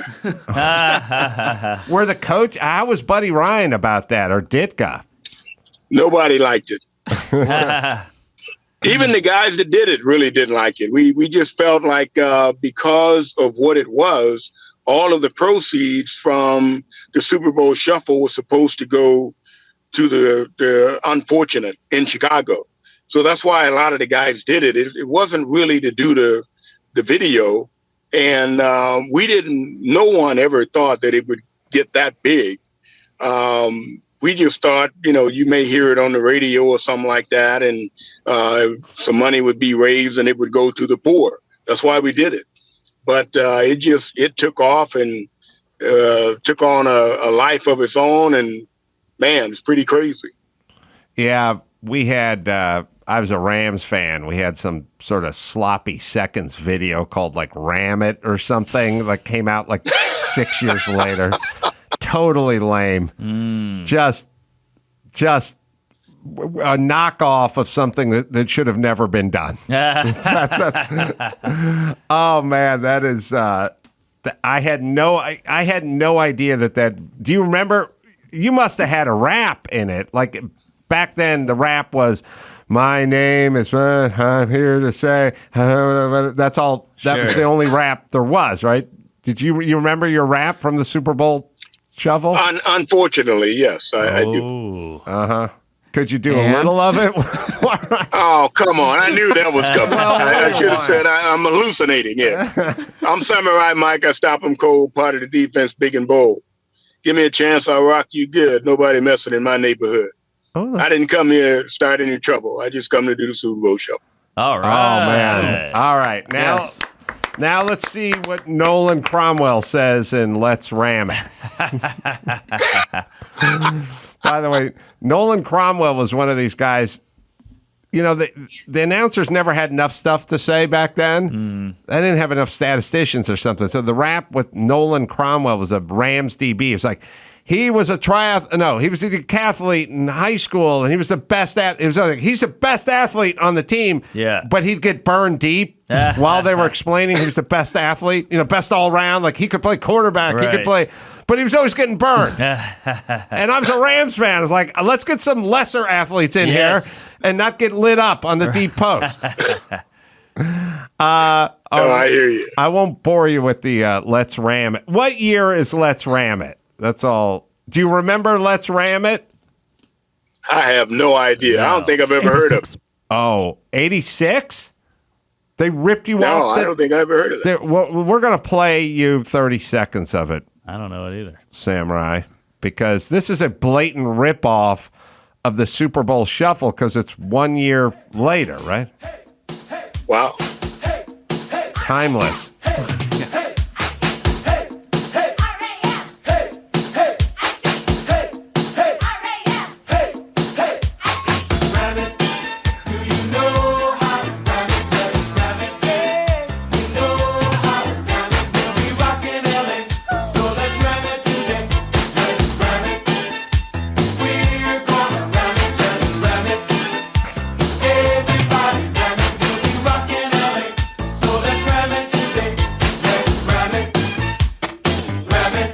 Did the players do this? Yeah. Oh, yeah. Wow. They did this. Oh, This wow. was because of you guys. They did it because the Bears did it. So someone approached them and said, "Do you guys want to do one too?" Jackie Slater They hated rapping. Can't sing and our dance is not pretty, but we'll do our best for the team and the city. So get on your feet and clap your hands. Let's ram it right now with the LA Ram.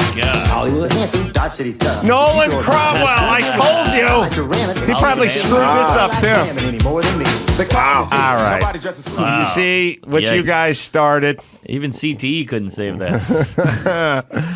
Mike Singletary, the supplement is called New Teen. That is Neutein. It's available on Amazon. Oh, there you go. Scared me for a second. And you can also, it's good for short-term memory, improves that, concentration, focus, and attention. And then there's also the nonprofit, Changing Our Perspective, and you can check out changingourperspective.org to support that worthy cause. It's good to talk to you, Samurai. Well, it's great talking to you as well. Very entertaining. I appreciate it. Good. I'm glad I can amuse you like Joe Pesci. Mike Singletary, anytime you're in L.A. and you want to ram it, come on by, and I'll get out my I'm going to stay away shoe. from that. Okay, you're probably thank right. you very much. That didn't come out right. Great, Mike Singletary. All right. Thanks, man. Gee, how much bless. do I know Take about the care. 85 Bears? That was impressive. Especially, autistic. yeah. No notes here, people. That's all. That's how they were so dominant that if you lived in L.A., you knew every player on the defensive and offensive side of the ball for the Bears. That's Right. how they were kind of like the Amazing Bulls. they were, Yeah. Later on, you'd be in L.A. and you'd know all the Bulls players, but this is 22 people, for Christ's sake. Too bad that kind of stuff can't get you laid. Yes. You know? Oh, my God. I have all this useless knowledge. Yes. And I just, if I told a woman, she would dry up. Yeah. It would have the opposite effect. Start talking about Nolan Cromwell and ram it, and then just like throw a sack of kitty, like Schwarzenegger put a sack of asphalt right in the coos. He filled that pothole Phil quick. Swift. Flex Seal, the vagina lips. All right. Mark can be all his dates. Yes. MarkNormanComedy.com. Oxnard Levity Live. That's a great club. That's tonight through Saturday night. And then you go to MarkNormanComedy.com and you'll find out where this funny man is performing. Me, Las Vegas, Jimmy Kimmel Comedy Club. That'll be April 20th in Oklahoma City. And then we're going to New York, Sony Hall, May 26th and 27th. Hope you're around in town. Maybe we'll say hi then, Mark. Well, go to AdamCarolla.com for all that. Until next time, Adam Carolla for Mike Singletary and Mark Norman and Chris Max Bada saying, mahalo.